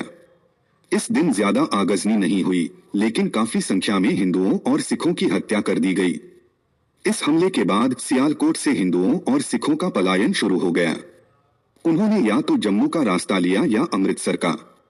वजीराबाद रूट पर जो तीसरा विकल्प था, उन दिनों कोई भी हिंदू या सिख सुरक्षित नहीं था। वजीराबाद स्टेशन पर, जैसा कि अन्यत्र बताया गया है, कई बार हिंदुओं और सिखों का नरसंहार हुआ। अमृतसर रूट पर नारोवाल और उसके आसपास के इलाकों में भारी नरसंहार हुआ। जिले से निकाले गए एक पुलिस कांस्टेबल ने 24 और 25 अगस्त के आसपास नारोवाल के बाहर 500 से ज्यादा लाशें पड़ी देखी, जिनमें से ज्यादातर सिख थे। सियालकोट और अमृतसर के बीच रेलवे ट्रैक लाशों से अटा पड़ा था, जबकि नियमानुसार किसी भी गैर मुस्लिम काफिले को बिना हमला किए मुस्लिमगढ़ से गुजरने की अनुमति नहीं थी। ऐसे हमलों का मुख्य बल सिखों पर केंद्रित था, जिन पर पाकिस्तानी मुसलमानों ने विशेष रूप से कटु द्वेष के साथ हमला किया। इससे पहले 17 अगस्त को रावी नदी पार करने का प्रयास करते समय नरोवाल के पास कई सिखों और हिंदुओं की हत्या कर दी गई थी। शहर में आगजनी और हत्याओं का बोलबाला था। 13 अगस्त को सियालकोट स्थित गुरुद्वारा बावली साहिब पर हमला किया गया। पवित्र इमारत के अंदर मौजूद महिलाओं और बच्चों सहित 20 सिखों को या तो मार दिया गया या जलते हुए गुरुद्वारे की लपटों में जिंदा भून दिया गया। दरअसल 12 अगस्त की मामूली सफलता के बाद 13 अगस्त को मुसलमानों ने पुलिस और सेना की मदद से बड़े पैमाने पर हमला किया। आगजनी, लूटपाट और हत्या का एक जोरदार अभियान शुरू किया गया, जिसके परिणामस्वरूप बड़ी संख्या में हिंदुओं और सिखों के घर और दुकानें जला दी गईं और कई हिंदू और सिख मारे गए। बचे हुए लोग सुरक्षा के लिए रेलवे स्टेशन की ओर भागे, जहां 13 अगस्त को उन्होंने देखा कि वजीराबाद की तरफ से हिंदुओं और सिखों की लाशों से भरी एक ट्रेन आ रही है, जिस स्टेशन पर उसी दिन हिंदुओं और सिखों का एक बड़ा नरसंहार हुआ था। बाबे दी बेर का प्रसिद्ध गुरुद्वारा जला दिया गया, जो सिखों की भावनाओं के लिए इतना प्रिय है क्योंकि यह उन स्थानों में से एक था जहां गुरु नानक ने काफी समय तक निवास किया था। इस गुरुद्वारे के निवासियों को पुलिस ने गोली मार दी। शहर के अन्य गुरुद्वारों पर भी इसी तरह हमला किया गया और उन्हें जला दिया गया। जब हिंदू और सिख शरणार्थियों को भारत लाया जा रहा था, कुछ दिनों बाद लाहौर के रावी रोड पर उनके ट्रकों को बेवजह रोक दिया गया। एक मोटरसाइकिल सवार शहर में गया और अपने साथ एक मुस्लिम भीड़ लेकर आया, जिसने इन ट्रकों पर हमला कर दिया, जिसमें 40 लोग मारे गए। पूरा काफिला मारा जाता, लेकिन सिख सेना समय पर नहीं पहुंची और बाकी लोगों को बचा लिया। इस त्रासदी में बचे लोगों को भारत की स्वास्थ्य मंत्री राजकुमारी अमृत कौर ने अमृतसर में देखा। शकरगढ़ तहसील में भवानीपुर, जो पहले गुरदासपुर जिले का हिस्सा था, लेकिन 17 अगस्त 1947 को जिस तारीख को सीमा आयोग के पुरस्कार की घोषणा की गई थी, उसे सियालकोट, पाकिस्तान में शामिल कर दिया गया है। मुसलमानों की ओर से क्रूरता और अत्यधिक निंदनीय और हृदयहीन कपट का दृश्य था। 24 अगस्त को इस गांव पर मुस्लिम भीड़ ने हमला किया। जो हिंदू और सिख मारे जाने से बच गए, उन्होंने अपनी जान बचाने के लिए गन्ने की फसल में छिप गए। खेत के बाहर खड़े मुसलमानों ने अल्लाह के नाम पर सुरक्षा का वादा किया। जो भी बाहर आया, जो लोग इस वादे पर विश्वास करने के लिए इतने सरल थे कि घेरे में थे, वे बाहर आते ही मौके पर मारे गए। केवल कुछ महिलाएं और 3 पुरुष बचे थे। ये पुरुष भी बाद में मारे गए। कई युवा लड़कियों का अपहरण कर लिया गया।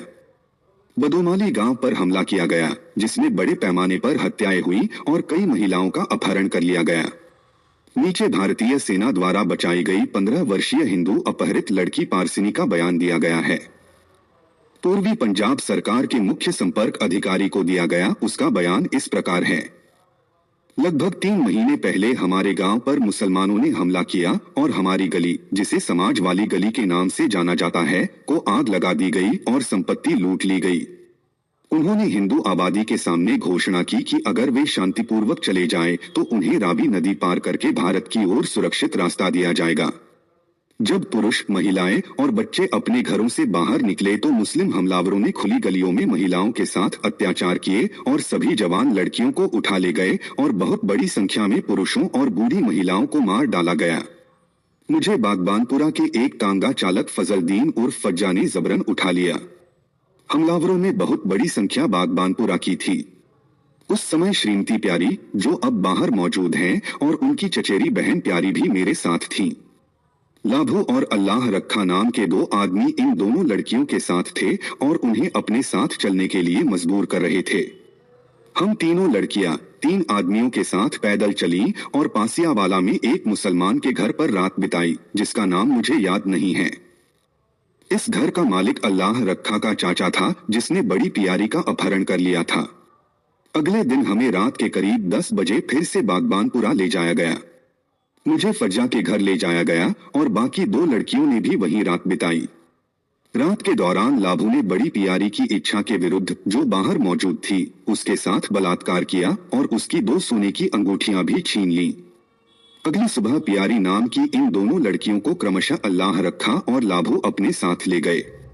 लगभग 15 दिन बाद मेरी जबरन शादी लगभग 25 साल के फरीद से कर दी गई, जो उक्त फजलदीन का रिश्तेदार था। मुझे उसके घर ले जाया गया, जहां मेरे द्वारा किए गए कड़े विरोध और प्रतिरोध के बावजूद उसने मुझे पत्नी की तरह इस्तेमाल किया। मेरा नाम खुर्शीद रखा गया और मेरा जबरन धर्म परिवर्तन कराया गया। 12 अगस्त को और उसके बाद एक महत्वपूर्ण शहर जलालपुर जट्टान में अशांति फैल गई। वहां के मुसलमानों ने जिला अधिकारियों के साथ मिलकर हिंदुओं और सिखों की हत्या की योजना बनाई थी। 18 अगस्त को बड़े पैमाने पर हिंदू सिख घरों और मंदिर को जलाना शुरू हो गया। ट्रेनें रोक दी गईं, टेलीग्राफ के तार काट दिए गए और हर हिंदू और सिख को घेर लिया गया। भागकर जान बचाना असंभव हो गया। जलालपुर जट्टान के आसपास के गांवों में बहुत बड़ी संख्या में हिंदू और सिख मारे गए। अकेले इस शहर में 400 लोग मारे गए। इसकी हिंदू और सिख आबादी में से केवल एक व्यक्ति ही जीवित बचा है। 16 अगस्त को तहसील दस्का के थंबरेवाल में कई हिंदुओं और सिखों की हत्या कर दी गई। लगभग 2 दर्जन लोगों को जबरन मुसलमान बना दिया गया। बाद में इन धर्मांतरित लोगों की हत्या कर दी गई, क्योंकि उनके अपने पूर्वजों के धर्म को त्यागने से उनके आकाओं की सत्तालोलुपता शांत नहीं हुई थी। पसरूर तहसील के पंजग्रेन बाजवा गांव पर 26 तारीख को एक मुस्लिम भीड़ और पाकिस्तानी पुलिस ने हमला किया। इसकी कुल हिंदू सिख आबादी 300 थी, जिनमें से केवल 70 या 80 ही बचे। बाकी लोगों पर कई बार हमले हुए और बड़ी संख्या में उनकी हत्या कर दी गई जब वे नारोवाल जा रहे थे, जहां से वे भारत जाने वाले थे। जो लोग मारे नहीं गए और जिन्हें पकड़ लिया गया, उनका जबरन धर्म परिवर्तन कराया गया। भीखोचक के हिंदुओं और सिखों पर 130 मुसलमानों के एक दल ने गांव छोड़ते समय हमला किया। यह हमला रावी नदी के पट्टन में हुआ। हमले में शामिल 113 लोग मारे गए, केवल 17 या 18 लोग ही जीवित बचे। इस गांव में भयंकर नरसंहार हुआ। जिस सेना ने इस पर हमला किया वह 6000 सैनिकों की थी। कुल मिलाकर 3000 हिंदुओं और सिखों को मुस्लिम सेना ने राइफलों से मार डाला। 300 महिलाओं का अपहरण किया गया। जो बच गईं उनका जबरन धर्म परिवर्तन कराया गया। मुसलमानों ने ढोल बजाते हुए हमला किया और उनके पास मशीन गन व अन्य हथियार थे। तहसील दस्का के भोई गांव में बहुत कम सिख बचे। 29 अगस्त को मेलोमेर में लगभग 1500 हिंदुओं और सिखों को उन जगहों पर जिंदा जला दिया गया जहां वे शरण लिए हुए थे। जफरवाल पुलिस स्टेशन के अधिकार क्षेत्र में धापई में 150 हिंदुओं और सिखों की हत्या कर दी गई और 50 युवा लड़कियों का अपहरण कर लिया गया। जस्सर सियालकोट जिले का एक महत्वपूर्ण कस्बा और एक रेलवे जंक्शन है। 23 अक्टूबर 1947 को इस कस्बे में गैर मुसलमानों का एक भयानक नरसंहार हुआ था। इस घटना ने पूर्वी पंजाब में भारी तनाव पैदा कर दिया था। अमृतसर स्थित जेडी कैंप के कमांडर द्वारा पूर्वी पंजाब सरकार को निम्नलिखित तार भेजा गया था। क्रमांक 3346 शव। अमृतसर में स्थिति अचानक बिगड़ गई है क्योंकि 23 तारीख को सियालकोट जिले के जस्सर में गैर मुस्लिम शरणार्थियों से भरी ट्रेन पर हमला हुआ था, जो पैदल ही डेरा बाबा नानक भारत सीमा की ओर जा रही थी। हालांकि पाकिस्तानी प्रेस ने बताया है कि 30 लोग मारे गए और 200 घायल हुए। शहर में जीवित बचे लोगों की कहानी और स्थानीय अखबारों में प्रकाशित अफवाह के आधार पर 1500 लोग मारे गए हैं। आज दोपहर लगभग 10,000 गैर मुस्लिम जवाबी कार्रवाई में शिविर पर हमला करने के उद्देश्य से कैटल फेयर ग्राउंड में मुस्लिम शरणार्थी शिविर के पास एकत्र हुए। उन्हें काफी कठिनाई से वापस लौटने के लिए राजी किया गया है, लेकिन शहर में भावना अभी भी तीव्र है। लोग इस बात पर जोर दे रहे हैं कि उच्चतम स्तर पर कुछ कार्रवाई की जानी चाहिए और पश्चिमी पंजाब सरकार ने चेतावनी दी है कि जब तक उनकी तरफ की घटनाएं बंद नहीं होती, हमारे यहाँ के लोगों को नियंत्रित करना मुश्किल होगा। ब्यास नदी को सुदृढ़ करने के लिए व्यवस्थाएं की जा रही हैं। मुस्लिम शरणार्थियों की ट्रेन तभी गुजरेगी जब रेलवे ट्रैक ठीक होगा और स्थिति अनुकूल होगी। स्थानीय नेताओं की भी मदद ली जा रही है। गुरदासपुर के उपायुक्त ने इस घटना के बारे में बताया, कल मैंने ब्रिगेड कमांडर और पुलिस अधीक्षक के साथ डेरा बाबा नानक का दौरा किया। यह दौरा सियालकोट जिले के जस्सर के पास एक गैर मुस्लिम ट्रेन पर हुए हमले के सिलसिले में किया गया। ऐसा प्रतीत होता है कि सभी शरणार्थियों को जस्सर में ट्रेन से उतार दिया गया, सामान एक तरफ रख दिया गया और फिर कुछ ही दूरी पर सशस्त्र मुस्लिम भीड़ ने हमला कर दिया। सैन्य अनुरक्षकों ने केवल हवा में गोलियां चलाईं और गार्ड के 3 सिख सदस्यों को भी गोली मार दी, क्योंकि उन्होंने भीड़ पर गोली चलाने में मुसलमानों की विफलता का विरोध किया था। केवल 2000 लोग ही पहुंच पाए। इनमें से लगभग 600 घायल हुए। लगभग 70 को अस्पताल में भर्ती होने की जरूरत पड़ी। 30 गंभीर मामलों में घायलों को गुरदासपुर लाया गया या अमृतसर के अस्पताल भेजा गया और अन्य को स्थानांतरित किया जा रहा है। मृतकों या घायलों की सही संख्या बताना अभी संभव नहीं है, लेकिन आशंका है कि कुल संख्या ज्यादा है, क्योंकि कुछ रिपोर्टों के अनुसार ट्रेन में लगभग 5000 शरणार्थी सवार थे। व्यवस्थित तलाशी के बाद सारी संपत्ति लूट ली गई और बहुत बड़ी संख्या में महिलाओं का अपहरण कर लिया गया। 1 नवंबर को पश्चिमी पंजाब के गवर्नर ने पूर्वी पंजाब के गवर्नर को वायरलेस के माध्यम से क्षमा याचना की। हालांकि हताहतों की संख्या को न्यूनतम रखने का ध्यान रखा गया। संदेश इस प्रकार था, आपका 381 जीटीपी। जस्सर की घटना पर सभी को गहरा खेद है। प्रांतीय सरकार द्वारा सत्यापन के तुरंत बाद पूर्वी पंजाब के प्रधानमंत्री, भारत के शरणार्थी मंत्री, उपायुक्त और सीएलओ को पूरी जानकारी भेज दी गई। इस घटना में 30 शरणार्थी मारे गए और 200 घायल हुए। एस्कॉर्ट की कार्रवाई में 50 हमलावर मारे गए। घायलों की संख्या ज्ञात नहीं है, लेकिन 300 या 400 रही होगी। ऐसी घटनाओं को रोकने के लिए हर संभव कदम उठाए जा रहे हैं और इस विशेष मामले की गहन जांच की जा रही है। पुलिस महानिरीक्षक ने विशेष जांच के लिए एक पुलिस अधीक्षक को नियुक्त किया है। मियांवाली पंजाब का यह सीमावर्ती जिला मार्च के दंगों के दौरान अपेक्षाकृत अशांत रहा।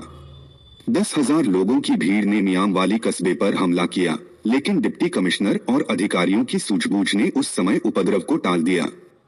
28 अगस्त को मियांवाली में मुस्लिम भीड़ और सेना ने गुरुद्वारे, सनातन धर्म मंदिर और आर्य समाज मंदिर के अंदर 250 हिंदुओं और सिखों की हत्या कर दी। इन धार्मिक स्थलों पर भी हमले हुए। बाद में हिंदुओं और सिखों का नरसंहार हुआ, जिसमें कुल मिलाकर 3500 लोग मारे गए और 1000 महिलाओं का अपहरण कर लिया गया। लूटपाट बहुत बड़े पैमाने पर हुई। हालांकि पाकिस्तान की स्थापना के बाद पूरे पश्चिमी पंजाब की तरह इस जिले में भी हिंदुओं और सिखों के सफाई की प्रक्रिया पूरे जोर शोर से शुरू हो गई। इस जिले में 1 सितंबर को डिप्टी कमिश्नर ने एक खुली बैठक में घोषणा की कि जिले से सभी हिंदुओं और सिखों को बाहर निकालना उनकी नीति है। इसके लिए एक नियमित समय सारिणी तय की गई और निचले अधिकारियों को परवाना जारी किए गए। नीति की इस खुली घोषणा से मुस्लिम गुंडा तत्वों के मन में इस बात को लेकर कोई संदेह नहीं रहा कि हिंदुओं और सिखों के खिलाफ किसी भी कार्रवाई के लिए उन्हें सरकारी कार्रवाई से पूरी छूट मिल जाएगी। एक सिख कैप्टन पीएस ग्रेवाल की मुस्लिम नेशनल गार्ड्स ने पाई खेल रेलवे स्टेशन पर गोली मारकर हत्या कर दी। इस हत्या के बाद कोई पुलिस कार्रवाई नहीं हुई। इसके बाद ट्रेनों पर नियमित हमले शुरू हो गए। हिंदुओं और सिख यात्रियों को ट्रेनों से बाहर निकालकर उनकी हत्या कर दी गई और उन्हें प्लेटफॉर्म पर या रेलवे ट्रैक पर फेंक दिया गया। इन गतिविधियों पर किसी ने कोई रोक नहीं लगाई। बड़ी संख्या में गैर मुस्लिम रेलवे कर्मचारियों की हत्या कर दी गई। शाह आलम रेलवे स्टेशन के ब्राह्मण स्टेशन मास्टर का जबरन धर्म परिवर्तन कराया गया और बाद में गोमांस खाने से इनकार करने पर गोली मारकर हत्या कर दी गई। दोराट्टा के एक सिख रेलवे कर्मचारी की उसके पूरे परिवार सहित हत्या कर दी गई। कुंडिया रेलवे स्टेशन पर 72 हिंदू रेलवे कर्मचारियों और यात्रियों की हत्या कर दी गई। सितंबर के पहले हफ्ते में कुंडिया, हरनौली, पीपला, कुल्लूर कोट और भाखर पर हमले हुए। इन विभिन्न स्थानों पर मारे गए हिंदुओं और सिखों की संख्या इस प्रकार है: कुंडियन 100, हरनौली 2500, पिपला 600, भक्कर तहसील 6000, अबावली 120, कुल्लूरकोट 150। हरनौली से लगभग 500 महिलाओं और लड़कियों का अपहरण कर लिया गया। घायलों को मियांवाली के सरकारी अस्पताल लाया गया। मुस्लिम सिविल सर्जन ने घायल हिंदू और सिखों से कहा कि वह उनके जख्मों पर पट्टी तभी बांधेगी जब वे इस्लाम धर्म अपना लेंगे। पाकिस्तानी सेना की नाक के नीचे गैर मुस्लिम राहत कर्मियों पर मुस्लिम भीड़ ने बार बार हमला किया और उनकी हत्या कर दी। दरिया खान में 1500 हिंदुओं का जबरन धर्म परिवर्तन किया गया।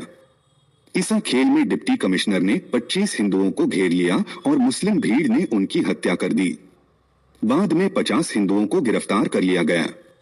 किसी भी मुसलमान को गिरफ्तार नहीं किया गया।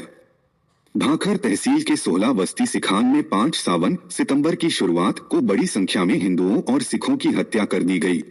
13 हिंदू का धर्म परिवर्तन किया गया और कुछ महिलाओं का अपहरण कर लिया गया। 13 अक्टूबर को मियांवाली से रवाना हुई एक हिंदू सिख शरणार्थी ट्रेन पर रास्ते में कुंडिया और वान भुचर्न के बीच सरगोधा और शादरा में बार बार हमले हुए। रास्ते में शरणार्थियों को पानी की कमी से बहुत परेशानी हुई जो उन्हें नहीं दिया गया। मुसलमानों ने इसे हिंदुओं और सिखों को 10 रुपए प्रति गिलास बेचा। तहसील भाकर के हैदराबाद थल क्षेत्र में 25 अगस्त से साधवाला, मनकेरा, खिन, मेन, धिनाना, बिरी, करलूवाला आदि गांवों की घेराबंदी कर दी गई तथा हिंदुओं और कुछ सिखों को भारी कष्टों और लूटपाट के बाद अपने घर छोड़ने के लिए मजबूर किया गया। वान भुचर्न पर 4 सितंबर को हमला हुआ। हिंदुओं ने सुरक्षा की गुहार लगाई और उन्हें सुरक्षा का आश्वासन दिया गया। फिर भी भीड़ ने उसी रात कस्बे पर हमला कर दिया और पूरी रात आगजनी और लूटपाट होती रही। एक हिंदू जो बड़ी जान जोखिम में डालकर घेरे हुए कस्बे से भाग निकला था, ने मियांवाली के जिला अधिकारियों को इसकी सूचना दी।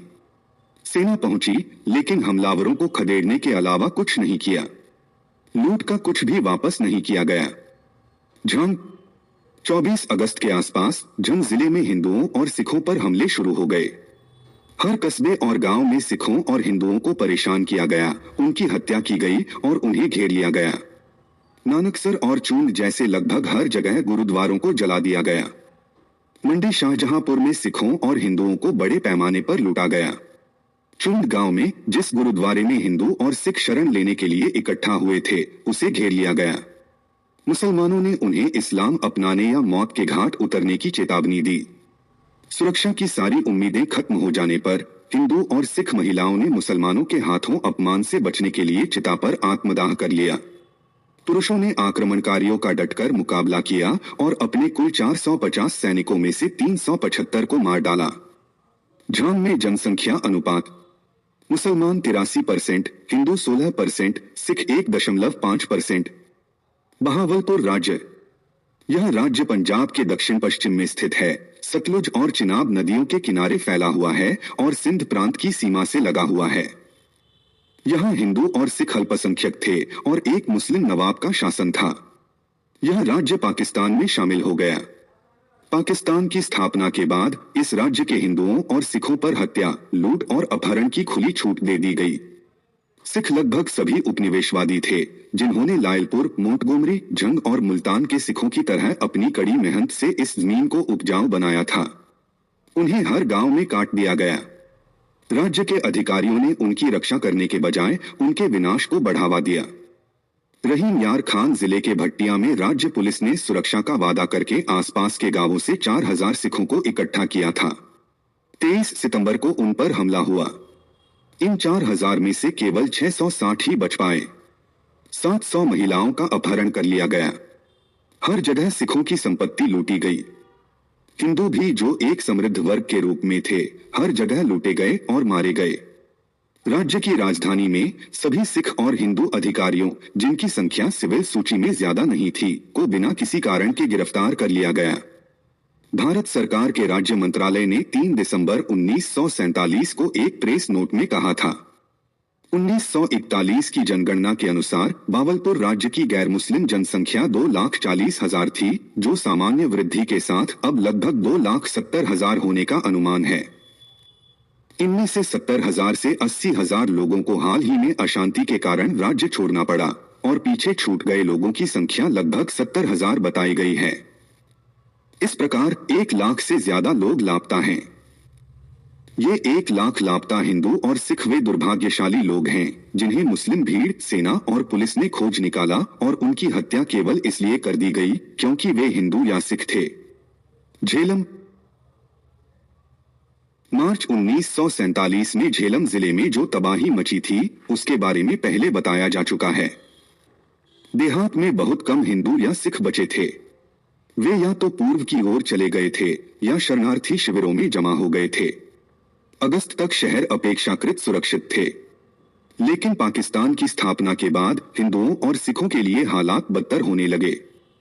अगस्त के अंत में रोहतास और संघोई में सभी हिंदुओं और सिखों को मौत के घाट उतार दिया गया। कुछ महिलाओं और लड़कियों का अपहरण भी किया गया। यह सब मुस्लिम लीग और पुलिस की सक्रिय योजना के तहत किया गया था।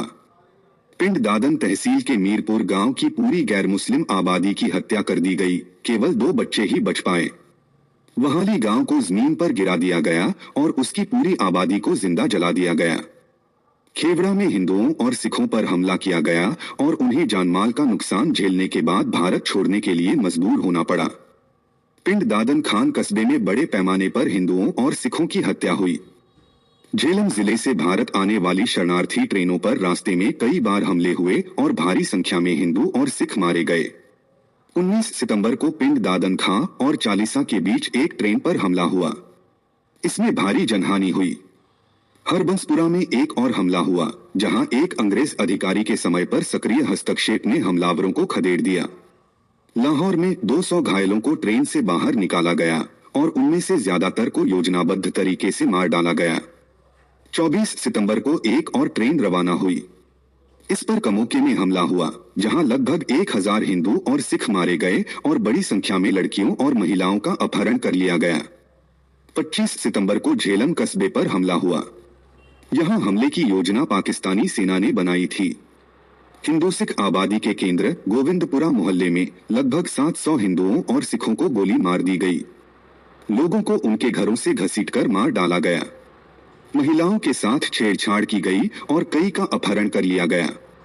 झेलम से किसी भी शरणार्थी को अपने सिर पर ढोने की क्षमता से ज्यादा सामान ले जाने की इजाजत नहीं थी। झेलम रेलवे स्टेशन से मुसलमानों ने हिंदू सिखों की संपत्ति से भरे 40 ट्रक लूट लिए। नवंबर के महीने में पठान हमलावरों द्वारा कश्मीर से लाई गई हिंदू और सिख लड़कियों को झेलम के बाजारों में बेच दिया जाता था। मुल्तान और मुफ्फरगा। मार्च 1947 में मुल्तान में जो कुछ भी हिंदू और सिख बचे थे उन्हें पाकिस्तान की स्थापना के बाद मिटा दिया गया। 26 सितंबर को मखदूमपुर जौरा पर एक मुस्लिम भीड़ ने हमला किया। यहां 1500 सिखों और हिंदुओं की हत्या कर दी गई और 150 महिलाओं का अपहरण कर लिया गया। उसी दिन कबीरवाला तहसील के रामपुर पर हमला हुआ। यह एक सिख गांव था। यहां सभी सिखों को मार डाला गया। बच्चों को भी नहीं बख्शा गया। मुस्लिम लुटेरों के हाथों बेइज्जती से बचने के लिए महिलाओं ने आत्मदाह कर लिया।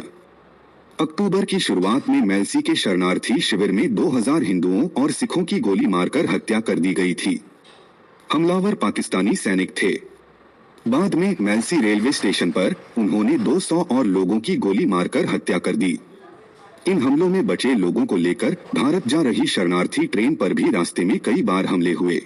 31 अगस्त को विहारी तहसील के चक 571, 561, 563, 565, 566 आदि पर हमला हुआ और वहां के निवासी, जिनमें से अधिकांश सिख थे, बेसहारा होकर अपने घरों से बाहर निकल आए। रास्ते में उनके पैदल काफिले पर मुस्लिम भीड़ ने कई बार हमला किया। वे इन हमलों से तभी बच पाए जब भारतीय सेना को उनके बारे में पता चला और उन्होंने उन्हें भारत पहुंचाया।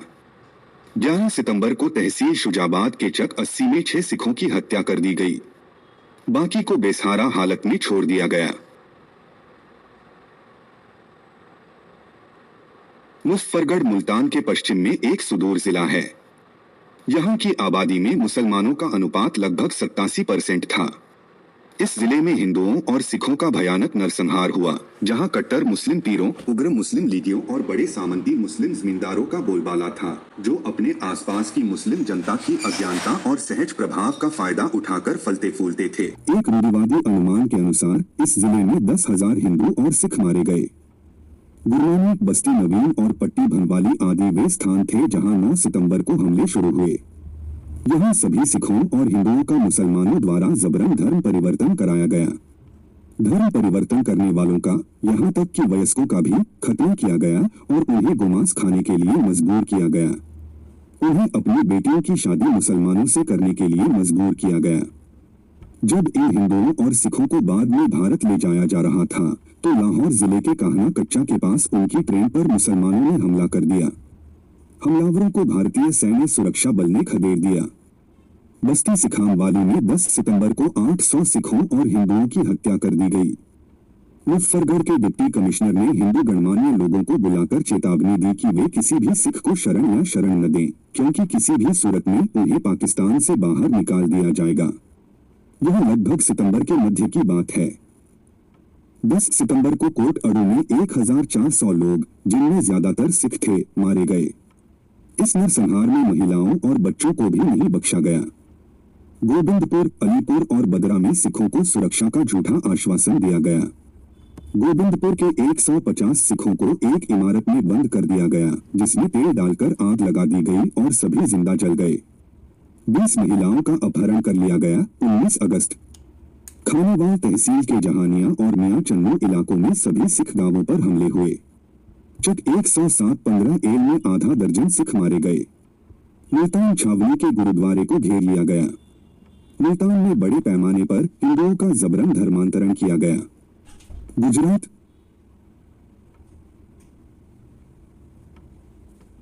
गुजरात जिला गुजरांवाला और झेलम के बीच स्थित है। हालांकि मार्च 1947 के बाद से रावलपिंडी और झेलम जिलों में बड़े पैमाने पर हिंदू और सिख आबादी का सफाया हो रहा था, फिर भी गुजरात जिला कुल मिलाकर कमोबेश शांत रहा। ऐसा शायद इसलिए था क्योंकि रावलपिंडी, झेलम और मुल्तान के अनुभव और पंजाब के पूर्वी जिलों में हिंदू सिख प्रतिशोध की आशंका के बाद सरकार ने सुरक्षा उपाय कड़े कर दिए थे और व्यवस्था बनाए रखने के लिए पंजाब के पश्चिमी हिस्से में बड़ी संख्या में सैन्य बल भेजे गए थे। बहरहाल ऐसे कदम उठाए गए जिससे गुजरात में मुस्लिम लीग के तत्वों पर उचित नियंत्रण रखा जा सके। हालांकि पाकिस्तान की स्थापना के तुरंत बाद ही समस्याएं शुरू हो गईं, जब सियालकोट, वजीराबाद, गुजरांवाला और मध्य व पश्चिमी पंजाब के अन्य हिस्सों में सिखों और हिंदुओं का सामूहिक नरसंहार शुरू हो गया। हिंदुओं और सिखों की दृष्टि से गुजरात जिला विशेष रूप से खराब स्थिति में था। सियालकोट की तरह यहाँ कश्मीर राज्य में भागने का कोई आसान राह था। इसके पश्चिम में मार्च के दंगों में हिंदुओं से आबादियां तो वहां से हटा दी गई थी या उनकी हत्या कर गई थी। इसलिए कस्बों और गांवों में कट्टरपंथी निर्देशित मुहिम पाकिस्तानी सेना और पुलिस हिंदुओं और सिखों पर टूटी और हमेशा की तरह उनकी हत्या, आगजनी, बलात्कार, लूटा और अपहरण में लगी। लाला मूसा, जो दिल्ली लाहौर पेशावर किला पर एक महत्वपूर्ण जंक्शन है, 18 अगस्त को मुस्लिम लीग कार्य का स्थल बन गया। अपनाई गई रणनीति यह थी, यह झूठ किया गया कि सिखों ने मुसलमानों पर हमला किया है। पाकिस्तानी पुलिस और सेना की मदद से शहर और रेहत से मुस्लिम लीग ने पूरे शहर की नाकाबंदी कर दी। हिरों और सिख पर एक जोरदार हमला शुरू हो गया। बड़े पैमाने पर लूटपाट और आगजनी हुई। जानमाल का नुकसान अपेक्षाकृत कम हुआ। इस हमले की एक विशेषता यह थी कि शहर के 3 बड़े गुरुद्वारों में आग लगा दी गई और उनमें रहने वालों को जिंदा जला दिया गया। पाकिस्तानी सेना ने हिंदू और सिख महिलाओं के साथ छेड़छाड़ की। लाला मूसा से हिंदू और सिख शरणार्थियों को भारत ले जा रही ट्रेन को शादरा, लाहौर के पास रोक दिया गया और इनमें से कई शरणार्थी मारे गए। मुर्ला गांव पर हमला, जहां एक प्रसिद्ध सिख गुरुद्वारा है और जो विधायक महंत प्रेम सिंह का घर है, 14 अगस्त को ही शुरू हो गया था, जिस दिन कराची में ब्रिटिश वायसराय से श्री जिन्ना के लिए पाकिस्तान का ताज प्राप्त करने का जश्न मनाया जा रहा था। यहाँ मुसलमानों ने विश्वासघात किया। उन्होंने लूट से बचाने के बहाने सिखों की सभी मूल्यवान संपत्तियां हड़प लीं। ये मूल्यवान वजह जाहिर है कभी वापस नहीं की गई। धर्मगढ़ के किसी को मुसलमानों ने एक घर में इकट्ठा होने के लिए राजी किया। ऐसा करने का कारण यह बताया गया कि यह उनकी सुरक्षा के लिए आवश्यक था। फिर इस घर को बंद कर दिया गया और फंसे हुए महिलाओं और बच्चों को घर के अंदर जलने के लिए छोड़ा गया, जिन्हें आग आ गई। सभी अंदर जिंदा जल गए। 8 अगस्त को, जो ईद का दिन था, महेंद्रप्रीत सिंह के निवास और खोदवार मुराला डेरे पर हमला हुआ। 400 सिखों और लोग इस डेरे में शरण ली थी। उन सभी को मार डाला जाता, लेकिन क्षेत्र के कुछ मुस्लिम गणमान्य लोगों, जो महेंद्रप्रीत सिंह के मित्र थे, के हस्तक्षेप में हमलावर भीड़ को पीछे धकेल दिया। देश के अन्य सभी हिंदुओं और सिखों की तरह भीड़ आए लोग मिश्रित अवस्था में गुजरात के शरणार्थी शिविर में चले गए। खारिया रेलवे स्टेशन पर खारिया के स्टेशन मास्टर और 5 समा गए। महारिया गांव में भी कुछ सिख मारे गए। 18 अगस्त को कालियान, मीठाचक और इस इलाके के अन्य इलाकों पर हमले शुरू हुए। इस इलाके के मुसलमानों ने कुरान की रस खाकर उन हिंदू और सिख पड़ोसियों को सुरक्षा का भरोसा दिया था। लेकिन 18 अगस्त को सिखों द्वारा मुसलमानों पर हमले का झूठा इल्जाम लगाने की फचनी तरकीब अपनाई गई और इलाके के मुसलमानों से पर हमले के लिए उकसाया गया। कुछ समय तक लोगों पर से हमला और पीड़न जारी रहा। 3 सितंबर को आसपास के लगभग 60 गांवों के मुसलमान जो कालियान में हमला करने के लिए इकट्ठे हुए। इस भीड़ की संख्या लगभग 20,000 थी। जिस द्वारा शरण लिए हुए थे, उस पर हमला किया गया और 1 घंटे में महिलाओं और बच्चों सहित 800 सिख मारे गए। लगभग बची हुई सिख आबादी भी मारी गई। पूरे साकी को फाड़कर अपवित्र कर दिया गया। लोग 3 दिन जा रही। जो कालियान के बाद मीठच के हिंदुओं और सिखों या तो इस्लाम अपनाने या मौत का सामना करने की चेतावनी दी गई। लगभग 40 गांवों के लोगों का जबरन धर्म परिवर्तन पाया गया। इन गांवों की सूची हमलों के सराफ वाले विशेष गई है। घने गांव के हिंदुओं को मुसलमानों ने की दी कि अगर उन्होंने सिखों के साथ मिलकर काम किया तो गंभीर परिणाम भुगतने होंगे।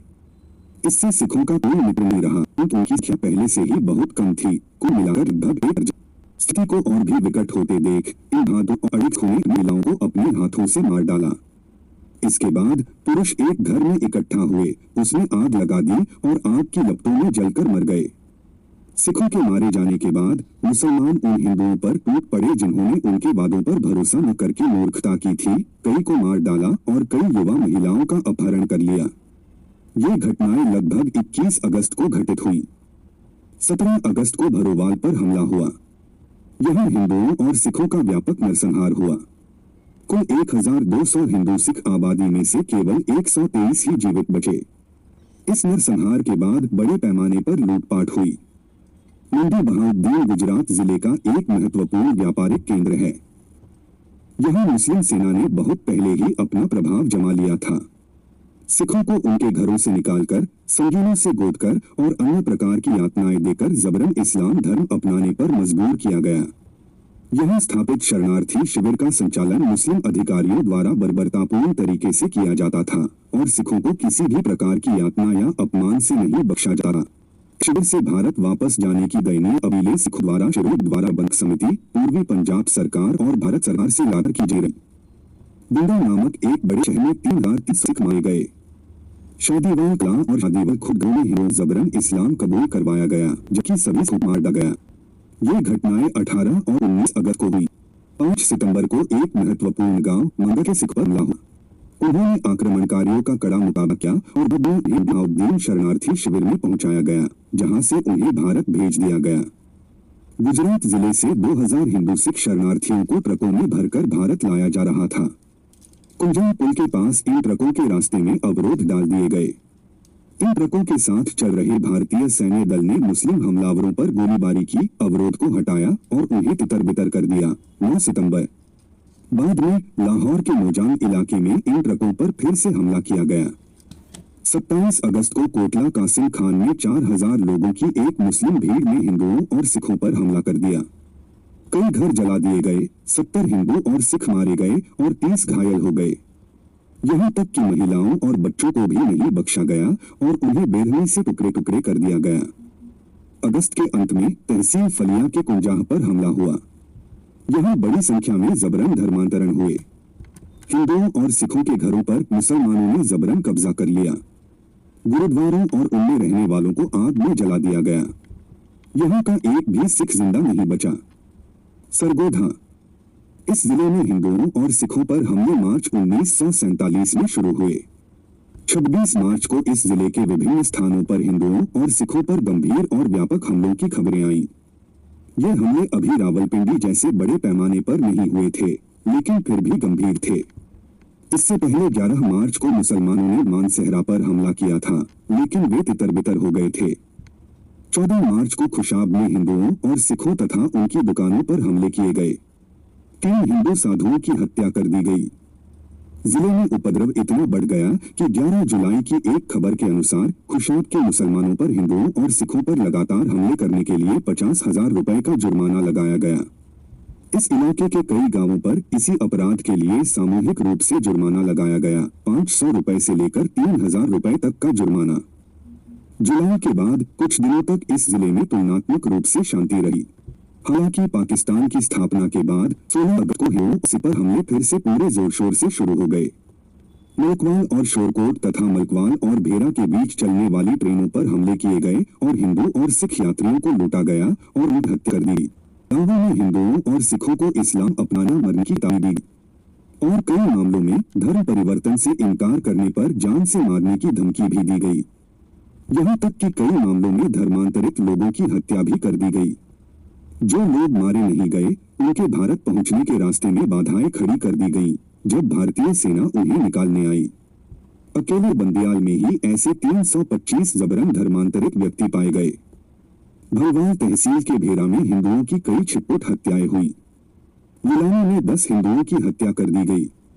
गोंदपुर के 150 हिंदुओं की हत्या एक पुलिस उपनिरीक्षक के आदेश पर कर दी गई, जिसके दल ने उनका सारा सामान लूट लिया। मुआना में जहां 10 सितंबर को हमला हुआ था, 600 हिंदुओं की हत्या कर दी गई और 36 महिलाओं का अपहरण कर लिया गया। लूटी गई संपत्ति का अनुमानित मूल्य 50 लाख रुपए है। 28 अगस्त से लेकर लगभग 10 दिनों तक पधरार, वारचा, जब्बी, खोहरी, मीठा तिवाना, अद्दीकोट, गिरोट, मीरपुर और थट्टा शाह जमाल पर हमले हुए। बड़ी संख्या में हिंदुओं और सिखों की हत्या की गई और उनका सामान लूट लिया गया। कई जगहों पर युवतियों और महिलाओं का अपहरण किया गया। मीठा तिवाना में 59 पुरुषों की हत्या कर दी गई और 17 लड़कियों को अगवा कर लिया गया। हिंदू और सिख शरणार्थियों को 15 रुपए से ज्यादा नकद और कुछ जरूरी सामान जैसे मौसम के हिसाब से बिस्तर और एक गिलास ले जाने की इजाजत नहीं थी। उन्हें अपने पहने हुए कपड़ों के अलावा कोई और कपड़ा ले जाने की इजाजत नहीं थी। शाहपुर और सरगोधा तहसील के लगभग सभी कस्बों और गांवों में अलग अलग पैमाने पर हत्या और लूट की घटनाएं हुई।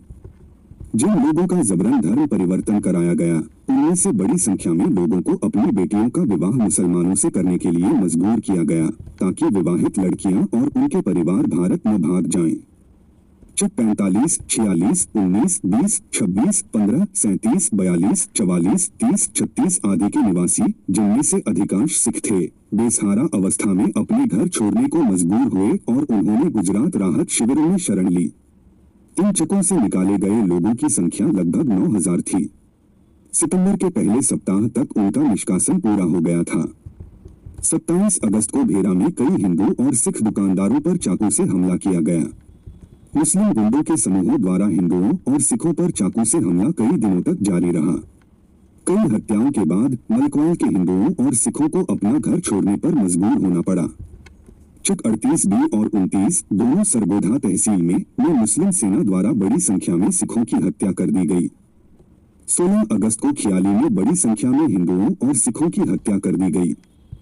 सरगोधा से आए 50,000 सिख शरणार्थियों पर लायलपुर के तारकाबाद रेलवे क्रॉसिंग पर मुस्लिम सैन्य अनुरक्षण के सक्रिय उकसावे के साथ हमला किया गया। कई सिख मारे गए, हालांकि उन्होंने हमलावरों का अच्छा प्रतिरोध किया।